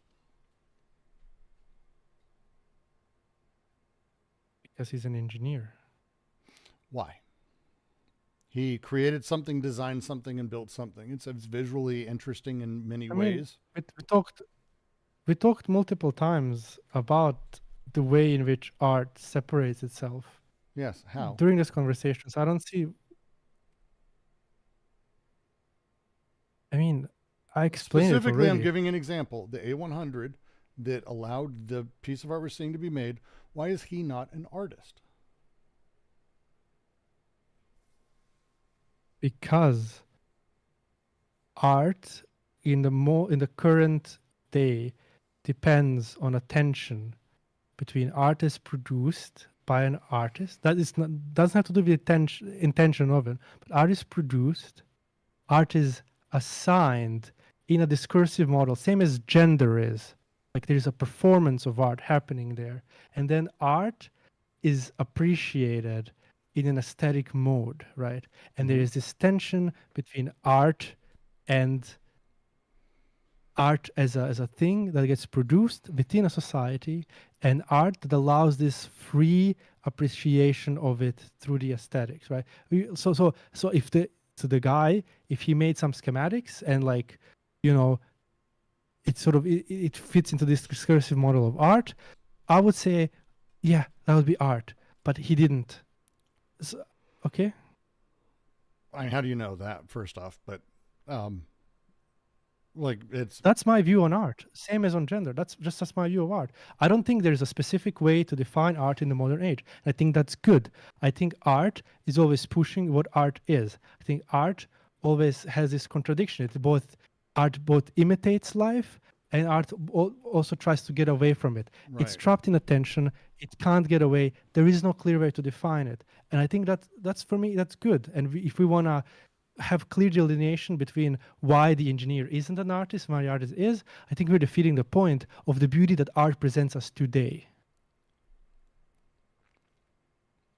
And again, and I think that's the problem of the representational regime that wants to be able to define what art is and what art isn't. But you just did. No, I didn't. I explained. You said the A100 isn't art because. No, I said 8100 would be considered art if it participated in this discursive method, right? So, I mean, you're trying. This is a debate method. I'm just trying. No, why I'm isn't trying table a gender? What? Why isn't table a gender? Because as we say the sentence, it doesn't denote anything related to gender in our current discourse and understanding of things. And there's also no discourse that performs that assigns performative gender as table. Nobody lives gender as table. There's no social institutions that support gender as table. It's a complicated interlinked thing, same as art. So I didn't define art. I explained how art defines itself as it belongs to a specific discourse, right? It's the Foucauldian episteme, right? Okay.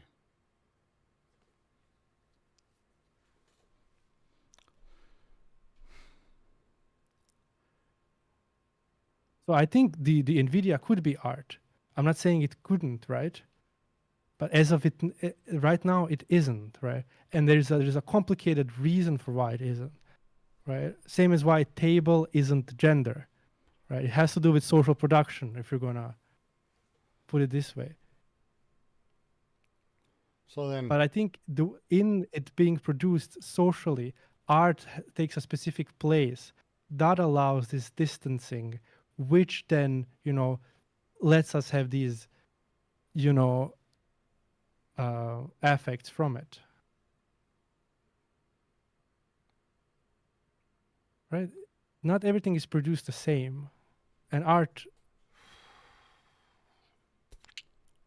is not produced the same as, most other things is. I'm not disagreeing with that greatly. My issue comes down to the same thing. It is saying that this stuff that's produced, there is canvas, there is intention, there is artist. And this stuff, like this is the closest to the stuff behind me. This is really basically AI art. This is data slamming into each other without any real understanding of it and liking the result because it's visually appealing. That's it. And I find this stuff... Yeah, but that's enough. It's so like a laser light show. Not Right? necessarily. I No, think that's that, exactly the same thing. It's a I think laser light show. It's like cool. Like I like how it it's looks. Pollock laser light show.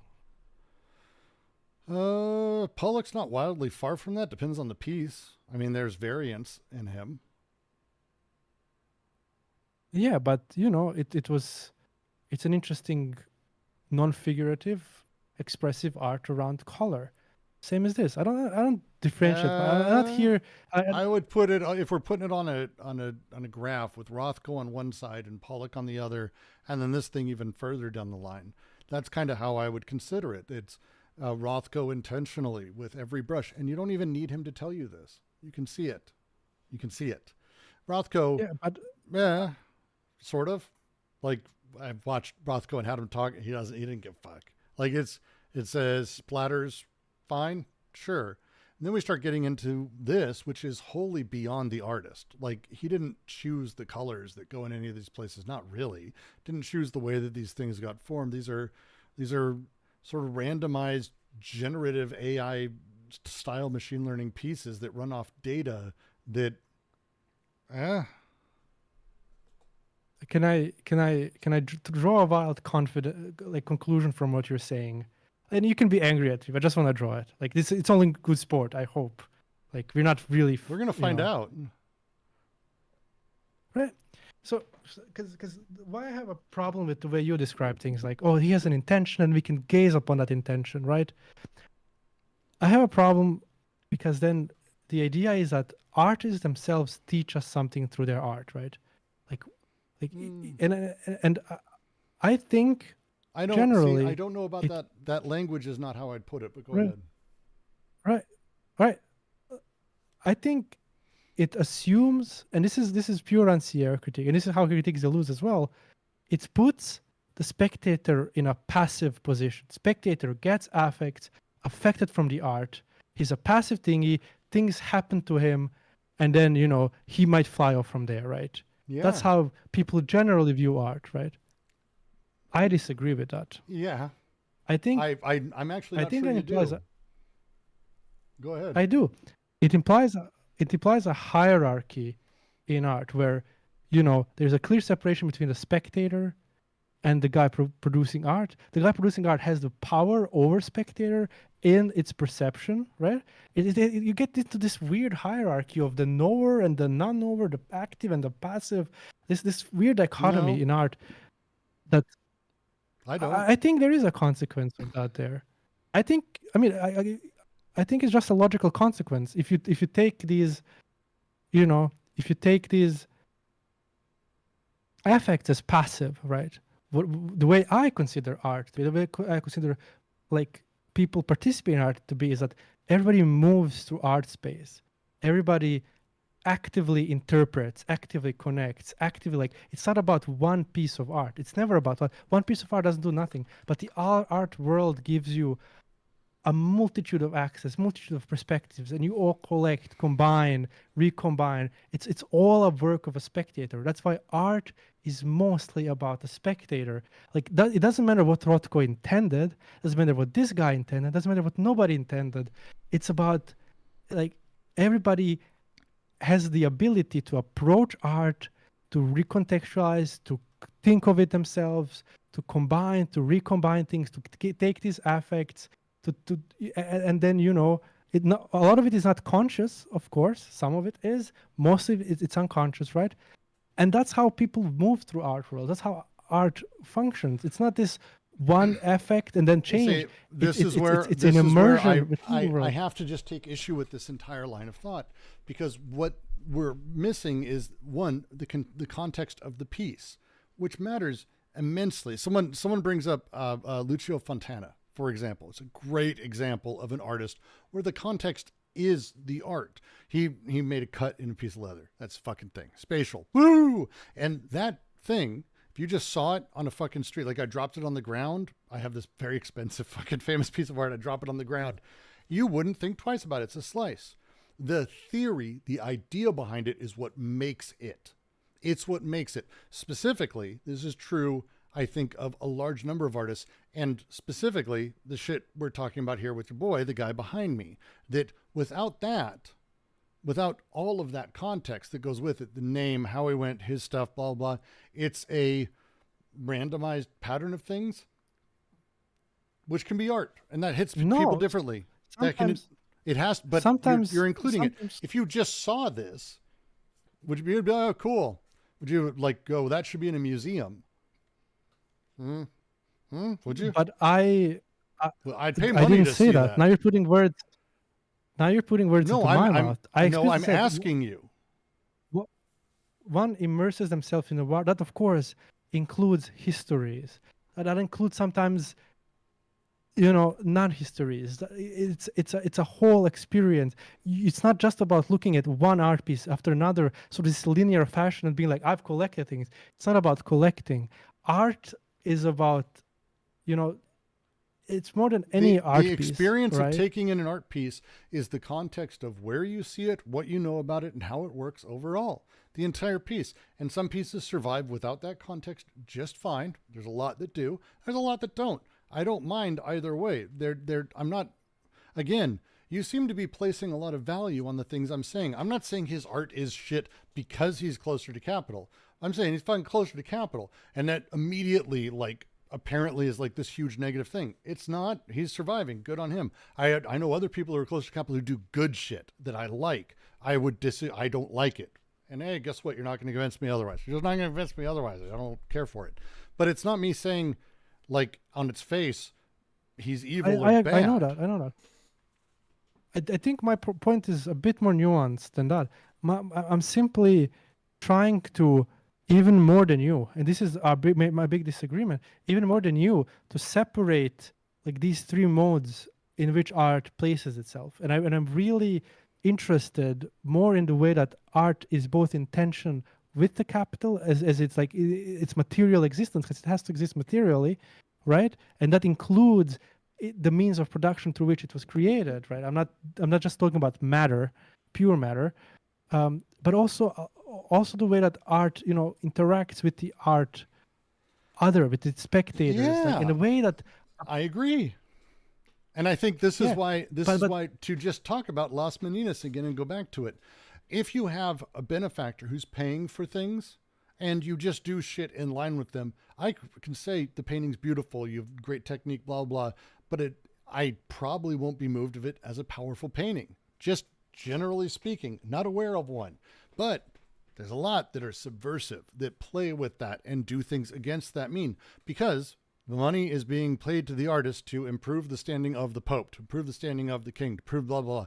And if the artist is just doing that, it's like, fine. And I don't fault artists for that. Some people may like that art. It ain't for me. That's fine. I like Las Meninas. It's subversive in a deep, extraordinary way, in a way that really changed art, in my opinion. And there's a lot of sort of send-offs of that. We've had this talk. This stuff, anytime we have a corporation that is straight up paying for art, that is 100% in line with their corporate needs, that ends up being their corporate narrative, that ends up pushing nothing but that corporate narrative, I am deeply skeptical of it from the get-go. It's possible to subvert those things, entirely possible. It's rare as fuck, but it happens. But when you're talking about a commercial project that is done commercially for the benefit of things commercially, an artist is an artist. I know great artists who work only in marketing. I know people who, like the guy who designed the fucking MacBook Pro, is a fucking amazing industrial designer and sculptor. Like, I get how these things work, and I'm not faulting anyone. But to me, the effective experience contextually of the thing, when you have awareness of all this context, I can't do anything else but take it in the way that I take it in, which is through that lens. And I think it's an important lens to at least be commentating on. Yeah, but I agree with that. But then I also think that, so I hear a lot about subversive art, like art is subversive. Las Meninas was to an extent subversive. Caravaggio wasn't that subversive. Like people read into him this weird homosexuality and then completely ignore the history of. I mean, he was a homosexual, but into his paintings, they read in a completely ignore the homosexuality model. into his paintings. Sorry, I corrected myself. I know, but And then they I completely would forget. too. I mean, his paintings were. Wait, sorry. Let me finish, Brooks. Okay, sorry. And then they forget about the history in which the models for these paintings were necessarily boys because nobody else could model, right? So if he's painting a Jesus according to the boy, yeah, it looks a bit like a boy, nothing gay. And of course, sometimes these boys were their lovers, right? But that like there is no necessary link that like, oh, like what a lot of people think stupidly, Caravaggio is subverting the Catholic Church by painting Jesus androgynous. No, that's absolute bullshit, right? Caravaggio was a drunkard who liked money. He would never fucking do that. Right? And I think you can agree with me on that. Yes. There's a but Right. there. So, and I think and that's- Caravaggio's, and just because, let's talk about Caravaggio specifically, because I think it's a very nice thing. His work overall, and I don't even think he was politically motivated. I think he was kind of a dilettante and kind of a debauch. He was debauched. That would be the term, I think, of old. Yeah. Debauchery would be his thing. I agree. But what he did for painting as a thing, like the way he started working with heightened lines and shadows, and again, the reason you call him a genius, and you did, and I wouldn't disagree, is not because he painted well. It's that he did shit for painting. Right? But he wasn't the only one doing chiaroscuro. No. Like it existed contemporary to him. Like yes, but he did it. He didn't invent it. He didn't invent it though. I'm not saying he invented it. Again, he didn't have to do that even at all. Like yeah, but it was popular. But he made it better. Like he was really good at it. He was he very had a really good at influential school of chiaroscuro. But again, art, he wasn't alone. Art worked in workshops back in the day. His workshop was commercially viable because it made a very fashionable paint. And now we look at Caravaggio and we're like, oh yeah, this was actually really fucking good. And it is good. There was other people who were good. There's so many paintings that are lost. So, you know, we can look back in the art, and we do this a lot, and I think it's not a bad thing. And we like really, really overvalue it. Like some like Mona Lisa, or like, you know, even Caravaggio, right? And we look at it and like, and it's completely out of context. It just doesn't, right? And again, though, and we look at it as this one unit, and then it appears to us, oh, this was brilliant. It appears to us as it fell ex nihilo to him, the idea, right? And then, you know, he was like genius at inventing it. He wasn't. Like same as with fucking Nikola Tesla. Like so many people were doing the same things at the time. Caravaggio was lucky. He was extremely fucking lucky. Also unlucky because, you know, but he had good ties with Pope. He had good social relations with very rich people, and you know, he had a functioning workshop. Other people doing stuff for him, so he can be drunk off his ass and do whatever he wants. He's still a great fucking artist and very influential. But this influence comes post hoc. It comes after the fact, right? Right? Same happened with Bach. We considered Bach to be this. Bach was a really, really good fucking composer. He was technically amazing, right? But he wasn't this guy that, you know, came and then struck the world. No, he was later discovered by Mendelssohn and pushed basically by propaganda up to the sky, right, to the, you know, status of deity. And that happens everywhere in art, right? So we know that, right? Yeah, so same as. So I'm wondering, because you're shitting on Caravaggio, right? I'm not. I love Caravaggio. I know, but you're shitting on him. You're saying, look, he was just a drunk. He wasn't really trying. And a lot of other people, he got really lucky. When I said basically the same thing about this guy who just does basically particle simulations that take a long time to render unless you have a huge giant render farm, which happily NVIDIA provided for him with sponsorship. That is different. You were really upset when I brought that up. No.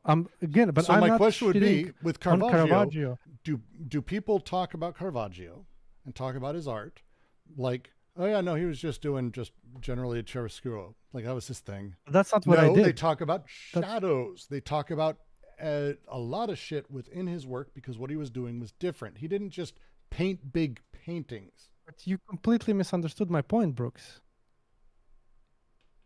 Okay, please explain it then. Right. I do agree that Caravaggio is a great painter. He was really good at his stuff. That's what I said.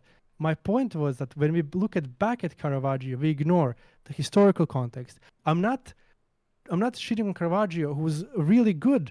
I am putting him down from this deity posture to show that there is a broader context in which he was working, right? And also, this is my point.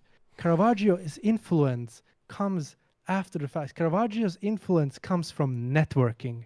Caravaggio's influence comes from these like Dutch painters coming to Italy and being like, "Fuck, this is amazing," and then going back to their home country. It comes from the artistic exchange. It comes to this like art world, right? That doesn't simply exist in its isolation. Caravaggio had some great students. Caravaggio had people also paint for him. Like art used to exist in workshops, like and this is important, right? So I'm not knocking down Caravaggio. I'm simply making human out of him, which is important, right?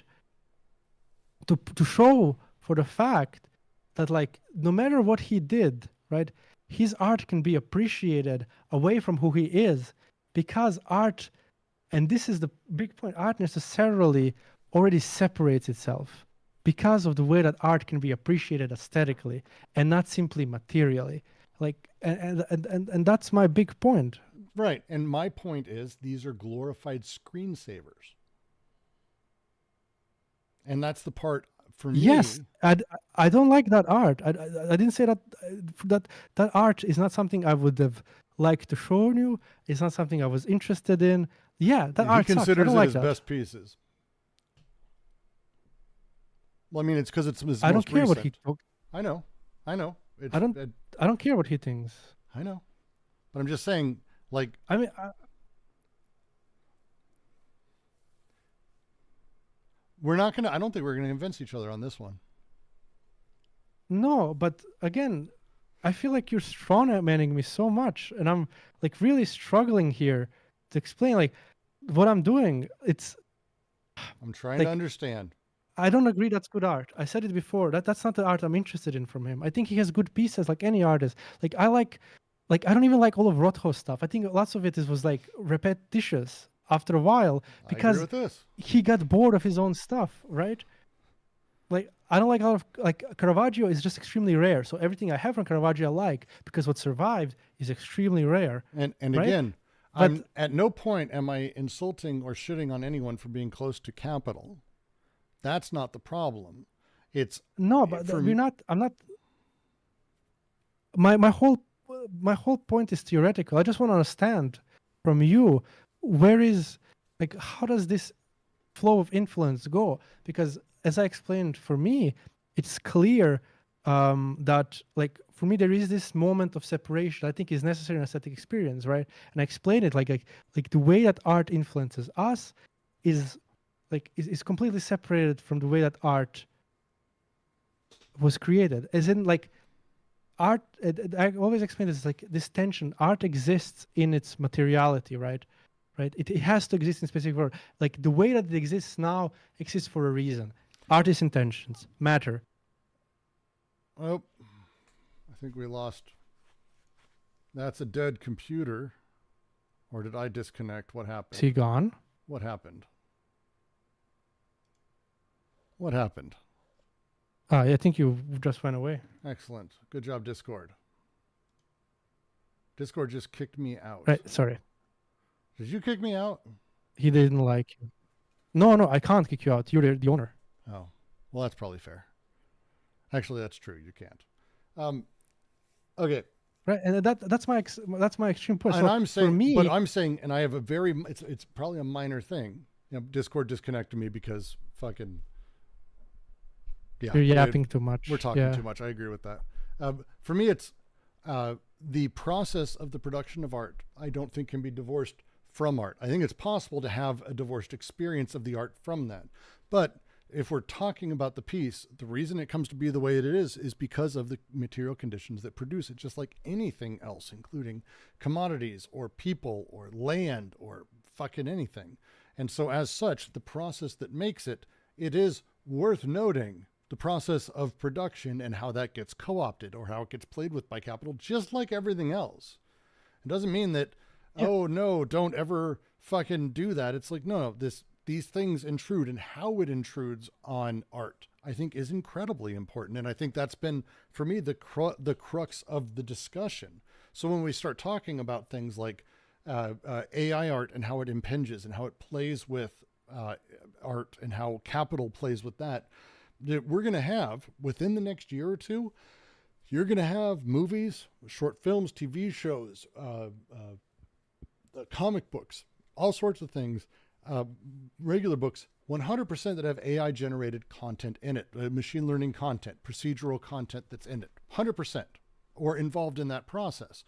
Now, the question for me is, the one that matters is not the other side, because I think art, people make great art with anything. People make great art with hilariously awful shit. I'm a Tim and Eric fan. They're proof that you can make garbage into greatness.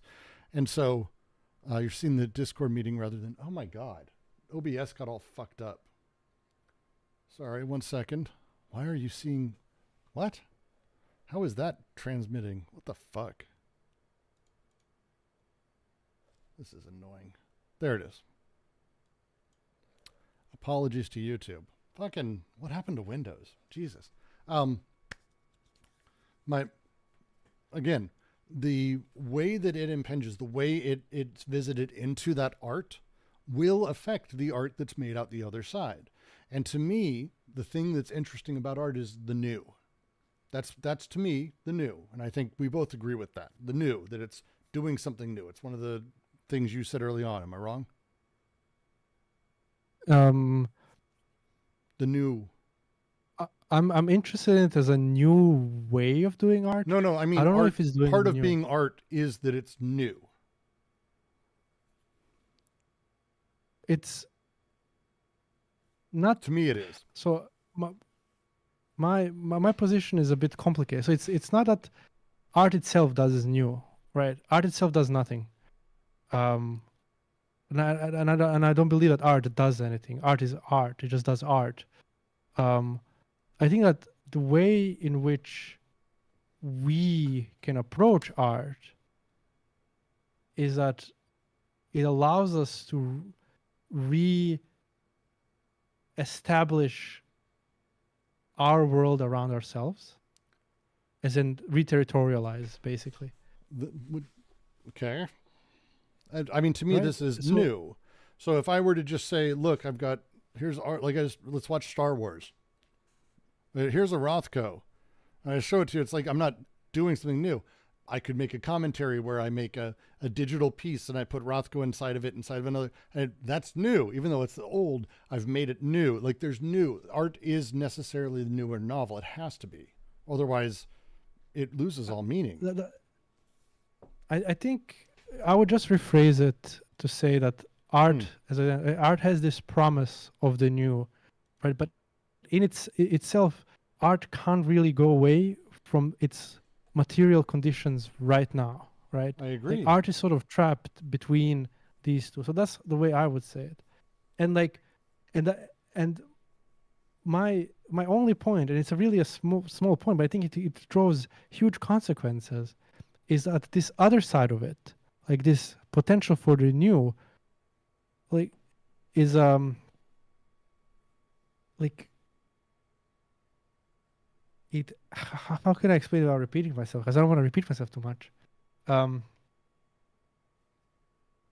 It is possible insofar as art itself alienates itself from its conditions, right? It can exist sort of when it's appreciated aesthetically. It can be appreciated as being almost autonomous, right? But this while is, also being understood, right? It has this emancipatory moment that then allows us to reconfigure stuff both consciously and unconsciously. So then I have to ask it, does that mean you would agree with Brecht? Because if No, the art, Brecht if is the the art, opposite of that. yeah, because if the art never finds its autonomous moment from its conditions, is it art? Art is necessarily placed into this position of autonomy. That's right. And if its conditions are capitalism, it necessarily needs to be. Yeah, but it doesn't achieve this autonomy through being critical of capitalism. It achieves this autonomy through not being able to be reduced to commodities. And I said that happens in this artistic aesthetic experience of the art. So there's an interplay always between a sort of a viewing subject and art, and also art's conditions, right? Like art is always gazed upon it. Okay. Right. We always require people to look at art, otherwise it wouldn't be art. That is one of the conditions of art. If nobody looks at art, I don't think anybody would say it's art, right? Same as like art is also. If no one's looking at it, no one produced. can say anything about it. So yeah, I think there's some reality to that. That's Right. it's a little tautological, but yeah, sure, I agree with that statement generally. But Yeah, I don't think it has to simple. resist. I wouldn't even necessarily say it has to resist commoditization. Like these things are part and parcel of the process of a thing's development, but a thing can be art. Art again is the experience between the person taking it in and the thing. It's contingent, it's contextual, and it's localized, and it's procedural. Right?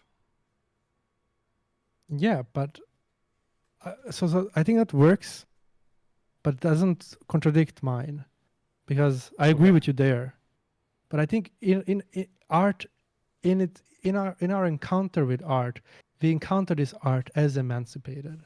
Right. And that's the thing. So when and this is why this matters, because this is, I think, where I think we don't have a contradiction, but I think what we're seeing is where the rubber hits the road. The problem is my experience contextually with the art is drastically different than yours, because I look at it and I recognize a very particular form of capital that exists within tech and art that I've been intimately familiar with for 20 years now, that I really, really, really fucking hate.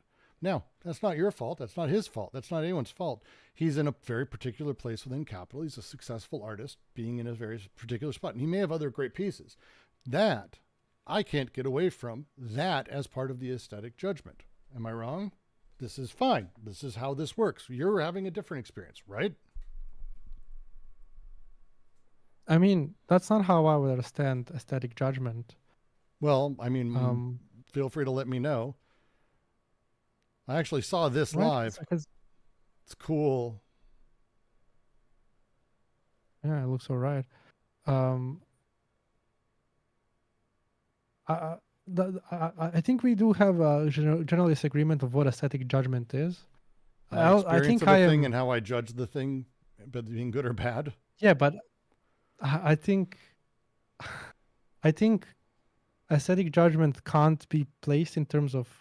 Again, I'm more, as I said, I'm more Kantian than you, I think, and I would really describe it as this suspense and this free play of judgment, of power of understanding, imagination, right? Like I'm also way more Adornian and like Rancierian than this, and I also, this is where I find fault in Deleuze, because I think he couldn't really discuss aesthetics other than politically, and it's sort of, right, to an extent weak, and he just leaves. Why? What? Why is that a problem? Because I think it reduces art to its political situation without seeing this emancipatory moment as it truly is. I think there's a reduction of art. I think Deleuze was fully embedded in his milieu So much so that he, in ontologizing art as well and like mixing it all, he couldn't really like take a step back and consider art. So for Deleuze, also art is a bit too big, I think. But He there's nothing that exists on its own, though. That's part of No, of course Deleuze's not. thing. And so again, I when agree we with talk that. I'm about truly on I- Deleuze's what I'm metaphysics. not understanding is I very much come at it from his direction. I very much take in how capital, politics, all of these things impact. I believe we all do. I don't think anyone can get away from that. I'm purposely cognizant of it as I experience it.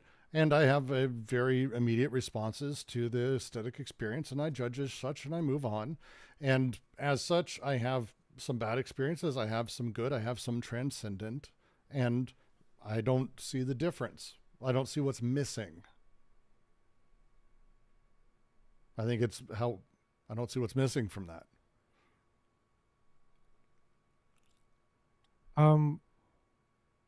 Well, again, what I think from what's missing from that is an acute understanding of aesthetics as such. So Loomer says, I really don't know if aesthetics on its own term is all that important. And that, Loomer, you are expressing a sentiment that Deleuze expresses. Me too. That is expressed generally in philosophy, right? But I think, like, I'm not but sure you about express generally. it. Oh, I mean, it's a philosophy, it's a thing. like aesthetics as a thing, Okay, is discussed on its in own. the and includes philosophy it. of the late 20th century. There's this whole debate on the aesthetics as being dead. There is no need for this. It starts with like Levinas, Ricoeur, and like what one can say. But that's not the same thing as saying that you can't take it on its own. Saying that it's subsumed by everything else. It's let part me and finish, parcel. Brooks, please. Sorry, I have a okay. point. I have a point. All right. So so it's this but I take a more Rancierian point, and right for him the question of the aesthetics is the question of what he calls distribution of the sensible, right? It's the way in which things are organized so that we can understand them as things, right? And that is interesting, and this is where aesthetic. So I'm bastard at this very much. Also, I'm very tired. So this is where aesthetic judgment comes into be, because in aesthetic judgment, you get this moment of, and that's why the interplay between imagination and understanding is so important. You get this moment where things aren't, and things can be reconfigured, right? And there is this moment of disagreement between the faculties. And I think it beautifully encapsulates the power of art without making too much of it, because I think Deleuze makes too much of art, and he really doesn't theorize art that well. I disagree. Good. I think, but his theorizing on art, because he doesn't take aesthetic on its own, it doesn't become this sort of semi-idealized category to him. Instead, the aesthetics is everything. And so it's why I think some of the best writing actually on art is when he's talking, as I mentioned, in Foucault, where he's talking about diagrammatic, which is core to his aesthetic theory in my mind, and also Guattari's as well. So when we talk about how the aesthetic plays into things, or the schema plays into, these are deeply important to all of Deleuze, like especially his later works, but it's deeply important to everything else, to the point where, again, I would agree that there is no aesthetic theory sort of on its own, but I would also argue that there's kind of no theory that exists in Deleuze on its own. I once made a joke that he's more a logician than anything, and he's inventing many logics that interplay. And I think that's not a terrible way to describe it. It's, if I were to say in difference and repetition, he doesn't give a shit about sense, it's not really true. And if I were to say in logic of sense that he doesn't give a fuck about repetition, that's not fucking true. Like these things, they're part of they're not explicit. He doesn't explicitly, like, he's pretty clear that he's, you know, he doesn't go, oh, here's A, B, and C, there you go. He's complex enough, but his shit works together into a sort of large combinatory logic where all these things interplay. That's why I would argue there's an aesthetic theory within Anti-Oedipus. Not a lot of people see that. But I'm saying there is an aesthetic theory, but I say that that aesthetic theory that he has, I think I try to say this, is not as critical of its milieu as Deleuze thinks. Deleuze falls right within the trap of the way that aesthetics is already done in his milieu without being critical of it. That's why I say he can't really have in his philosophy, he doesn't really have a critical theory of aesthetics. His critical philosophy lacks the critique of aesthetics as such, and that's where Ranciere comes in. His entire theory, I would argue, his entire theory is about that. His entire theory is about the breakdown and the elimination of aesthetic as its own, but understanding how it's actually baseline to everything. This is why the diagrammatic is core to everything. The body without organs, all of his shit is an aesthetic theory, effectively. It might be implied, but it's definitely not done. Ranciere doesn't have an aesthetic theory separate. Ranciere's aesthetic theory is the archaeological approach that Foucault does. He looks at history. He looks at, right? He's interested in the discourse, in the episteme of the aesthetics, right? He's interested in knowing how the discourse around aesthetic functions, right? And that's a great way of doing aesthetics itself. It's called, he calls it metapolitics of aesthetics. It's an amazing thing. I think Ranciere manages to say of aesthetics, whereas Deleuze, and he can be very critical of aesthetics, right? Even of his own time, whereas Deleuze is unable to do it. And the more I've read Deleuze, the more I've become disappointed with him. Not because I disagree with him, because I think a lot of stuff is half-assed. And his aesthetics theory, definitely half-assed. His Bacon book is great, but it's basically his ontology applies to Bacon. It shoehorns Bacon into the discussion of body without organs. And I dislike that. Yeah, I gotta disagree. Cinema series outlines in a wonderful bit of aesthetics in a pretty significantly explicit way that I think is wonderfully complex and plays with how images interplay. And again, brings back the crystal, and then he has this silly separation of movement image and time image within cinema, which completely bastardizes the history of cinema itself in order for Deleuze to be able to again reinstate his ontology. His project is clear. He does violence to everything in order for him to do his metaphysics. Right? And he's been clear about that from the start. Yeah. But sometimes, in my opinion, that violence really obscures things in their complexity that Deleuze is not interested in, right? One of those things that he obscures is the notion of aesthetic itself. And while I don't think Ranciere is completely right, I think Ranciere, in his way, allows us to at least discuss aesthetics more than Deleuze. In Deleuze, in aesthetic, there is a blockage, and he just stops there. His thought legitimately blocks aesthetics, in my opinion, instead of allowing us to go forward. And I think Deleuze would be okay with this critique, especially knowing how he critiqued himself, right? I think Ranciere, while not being completely right, and going back to Kant and Schiller, while not being completely right, allows us to rethink art again, right? After this disaster that, for example, someone like Badiou who's much more in line with Deleuze and who has the notion of inaesthetics. Aesthetics is completely non-existent. In that notion, I disagree with. I disagree, but it's fine. I disagree. I think aesthetics is baked into a great deal of what he does, and I think there's choices made. I would argue just the very nature of how Thousand Plateaus is built and written is itself an aesthetic theory as it's processed and as it's done. And I think it's laid out in some pretty clean ways and explicitly so throughout the book. So I would argue it's aesthetics of Mallarmé. It's nothing new. It pushes nothing. It's a complete modernist aesthetic that Deleuze simply borrowed from the people he was reading. Again, that's where I think Deleuze is lacking. His extremely creative thought other than away from metaphysics, ends up being baseline modernism. No. No. No. No. I would be excited to see you right on that.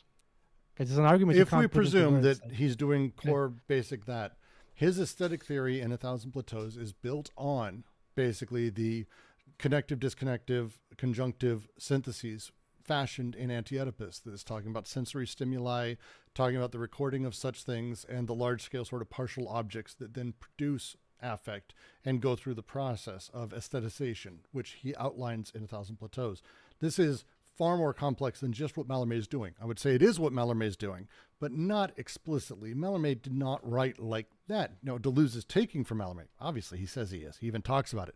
But the process through which you find aestheticization happening, he doesn't believe, and I tend to be in agreement with him, that it's an idealized category that has no purpose of its own, but instead influences and is part and parcel with everything.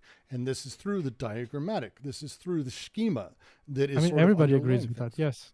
Right. But as such, having it discussed as sort of its own thing becomes secondarily sort of pointless. Instead, it needs to be baked into how you talk about other things, and it needs to be built in, which is what he's doing in AO and ATP.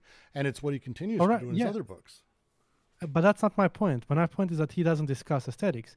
My point is that his theory is unable to be critical of the presuppositions of the aesthetics of his time. Such as I explained, like that his aesthetics basically in its most basic form simply repossesses the failures of modernism. Right? Deleuze. Look, don't be general. You're saying it doesn't make a critique of the aesthetics of the time. Give me an example so I can know what you're saying, so I can at least try to defend him by bringing up something he did. So the best example for me would be someone like Ranciere, who manages to place a discursive critique on aesthetics in Foucauldian sense, to understand the way in which aesthetics self-produce. He does it to Deleuze himself, right?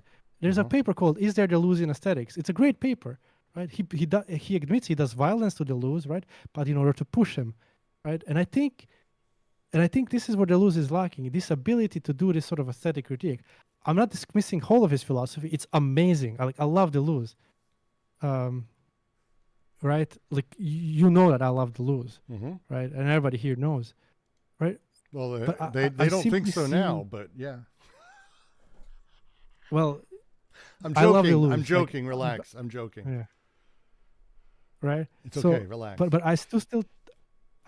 I'm not like, for me at least, Deleuze isn't end all be all. Neither do the Deleuzians like Serre. I think they still fail. At least this is an area that's important for me because I do care about aesthetics. Right. They fail where critical theory like Adorno were pushing boundaries that Deleuze was not considering because he was never interested that much in Adorno. Like. In aesthetic theory, right? And he missed this. And he was. I mean, what his philosophy has an extraordinary amount of aesthetic theory when they go over the plane of composition and how basically we're talking like that. He's talking about the way that the virtual moves to the actual and how the figural, which is in the plane of composition, is what gives us sort of like it's incredibly important and baked in. That's Lyotard. That's what I said. Part of Lyotard. It's not 100% Lyotard. But the similarities are stark, and for me, it ends up producing the same sort of thing. Like that's what I fault Lyotard with too, right? With this notion of the aesthetics of the sublime. Lyotard says, like Deleuze, like at least in Difference and Repetition, the sublime plays a similar role there, and like again. They have to do things like disregard the aesthetic of the beautiful in order to create this aesthetic of the sublimes, which ends up being this aesthetics of the ethics. And that's what Deleuze has. Like his aesthetics and Guattari's as well, ends up being completely ethical, right? And again, this is basically what was happening in art around the Romance, the modernist times, and Deleuze. And it failed drastically, and Deleuze isn't able to critique that. Let's say I agree to and I stipulate that.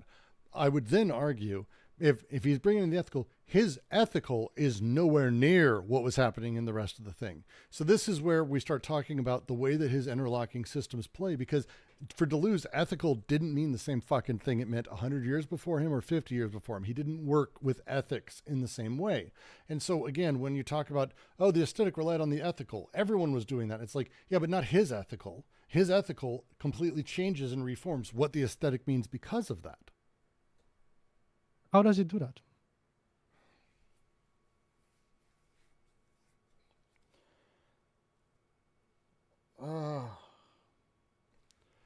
Can we do that another time? Yes. Because that's 4 hours. That's going to be my point, though, is that for me, there may be pieces where you can go, yeah, his aesthetic relied on his ethical. But his ethical was a completely different system that also relied on his aesthetic. There was no quasi-cause. There's no primary mover in his system that sort of became the thing. It's not how he operated. It's not what he said. And whereas the romantic, the ethical had a primary mover. It's based on fucking God, or it's a completely different beast, the ethical in that time. Wholly different beast. And so I would disagree with that. I would just to have like my disagreement with that is that like basically the whole thing you said. Like I don't think the ethical at least concerning aesthetics in the modernist time, like someone like Deleuze, like we don't have to go like I was talking modernism, right? We don't have to go back to the romanticism. Artaud and Artaud, his project failed. Deleuze's aesthetics is basically Artaud's aesthetics, right? That's not a very controversial statement. I mean, I don't even know what that means. Right. I mean, he's like what Deleuze does is he's trying to theorize theater of the cruelty through his metaphysics. Like he's not critical of the theater of the cruelty. Like he can only appreciate it, right? But the problem is that the theater of the cruelty itself has these in-baked presuppositions of this like direct ability to shock audiences, like with these guttural things and the way that Artaud made his art, that simply on an aesthetic sphere, in my opinion, fail. It's an interesting attempt, but it doesn't do what Artaud wants it to do, and Deleuze can't theorize that, right? And Guattari also, like Guattari talks about this, like, oh, poets are better writers of the history of humanity than like historians, and like better psychoanalysts. I'm like, what are you talking about? He puts art into this immediate writing of history where art doesn't belong, and he's just like unable to approach art as critically as one would want them to. And that's my point. Deleuze didn't go far enough. I'm going to be extremely Deleuzian there. I just disagree. I think he made his points clear. I think it's possible to not go far enough with the points, but to me, it's one of the reasons I don't necessarily get mired when he's talking about Artaud or anyone else, and instead talk about the processes with which he says are at work, because that's kind of what he's talking about. That's why he brings up the things he does. Yeah, because he ontologizes or puts artists into his metaphysics. He did the same to Bacon. He wasn't interested in aesthetics in Bacon. He was interested in anything other than to explain his metaphysics through Bacon. That's one of the things people criticize about him, about the Bacon book, is that it's not about Bacon, it's about Deleuze. Like it's actually a very poor book on Bacon. Like compared to some other. I don't want a book on Bacon. Well, I do, because Bacon has extremely great ideas. There's a lot of books on Bacon. Well, I have enough books on Deleuze. He's repeating his stuff from Kafka, from the Capitalism and Schizophrenia books, and just putting it to Bacon and being like, this is new. And also logic of sense. I disagree with that too. I really do. I think I think there's a lot more depth to be gained from the book.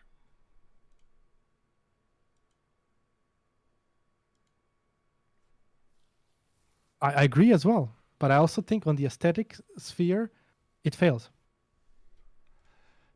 because he doesn't have an aesthetic project. And again, this is, if you're going to look at it through the lens of, hey, he didn't do aesthetics, so it fails on aesthetics. It's like, but he wasn't wanting to do aesthetics. So, like, Yeah, if you're looking at it for aesthetics, it's like saying, yeah, the Francis Bacon book sucks. There wasn't a Hobbit in the entire thing, and it's like, yeah, that's not. But that's why I'm not going. Be. That's why I'm not going to Deleuze for aesthetics. But I'm saying is that, you know, he wasn't, like, his theory wasn't able to be critical. By the way, I think if you want, because that's my project. If you want to do aesthetics, if you're interested in art, if you're interested in the notions of art and everything, right? And if you're interested in the aesthetic experience, if you're interested in Kant, and you want to use Deleuze for it, like, Deleuze isn't just going to cut it. Deleuze is unable to cut it. Like, I disagree. And that's the thing. I disagree strongly, and we can have this discussion another time. I disagree very, very strongly. I think his works and everything places the aesthetic where it belongs, which is not a separate thing, but instead the sort of generalized everyday of people's lives. That there is no such thing as a purely aesthetic experience. We agree, but then everybody agrees with that. That's a very basic statement. Even Kant agreed with that. Sounds literally like you were disagreeing with it, actually. No, that's something Kant would agree with. So I might be completely broken then. I got nothing. I don't even know, because it sounds like then I misunderstood a great deal of what you're saying, and I'm sorry. Probably just tired.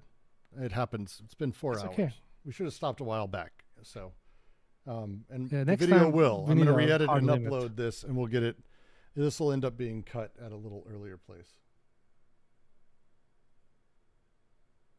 So we'll get it there.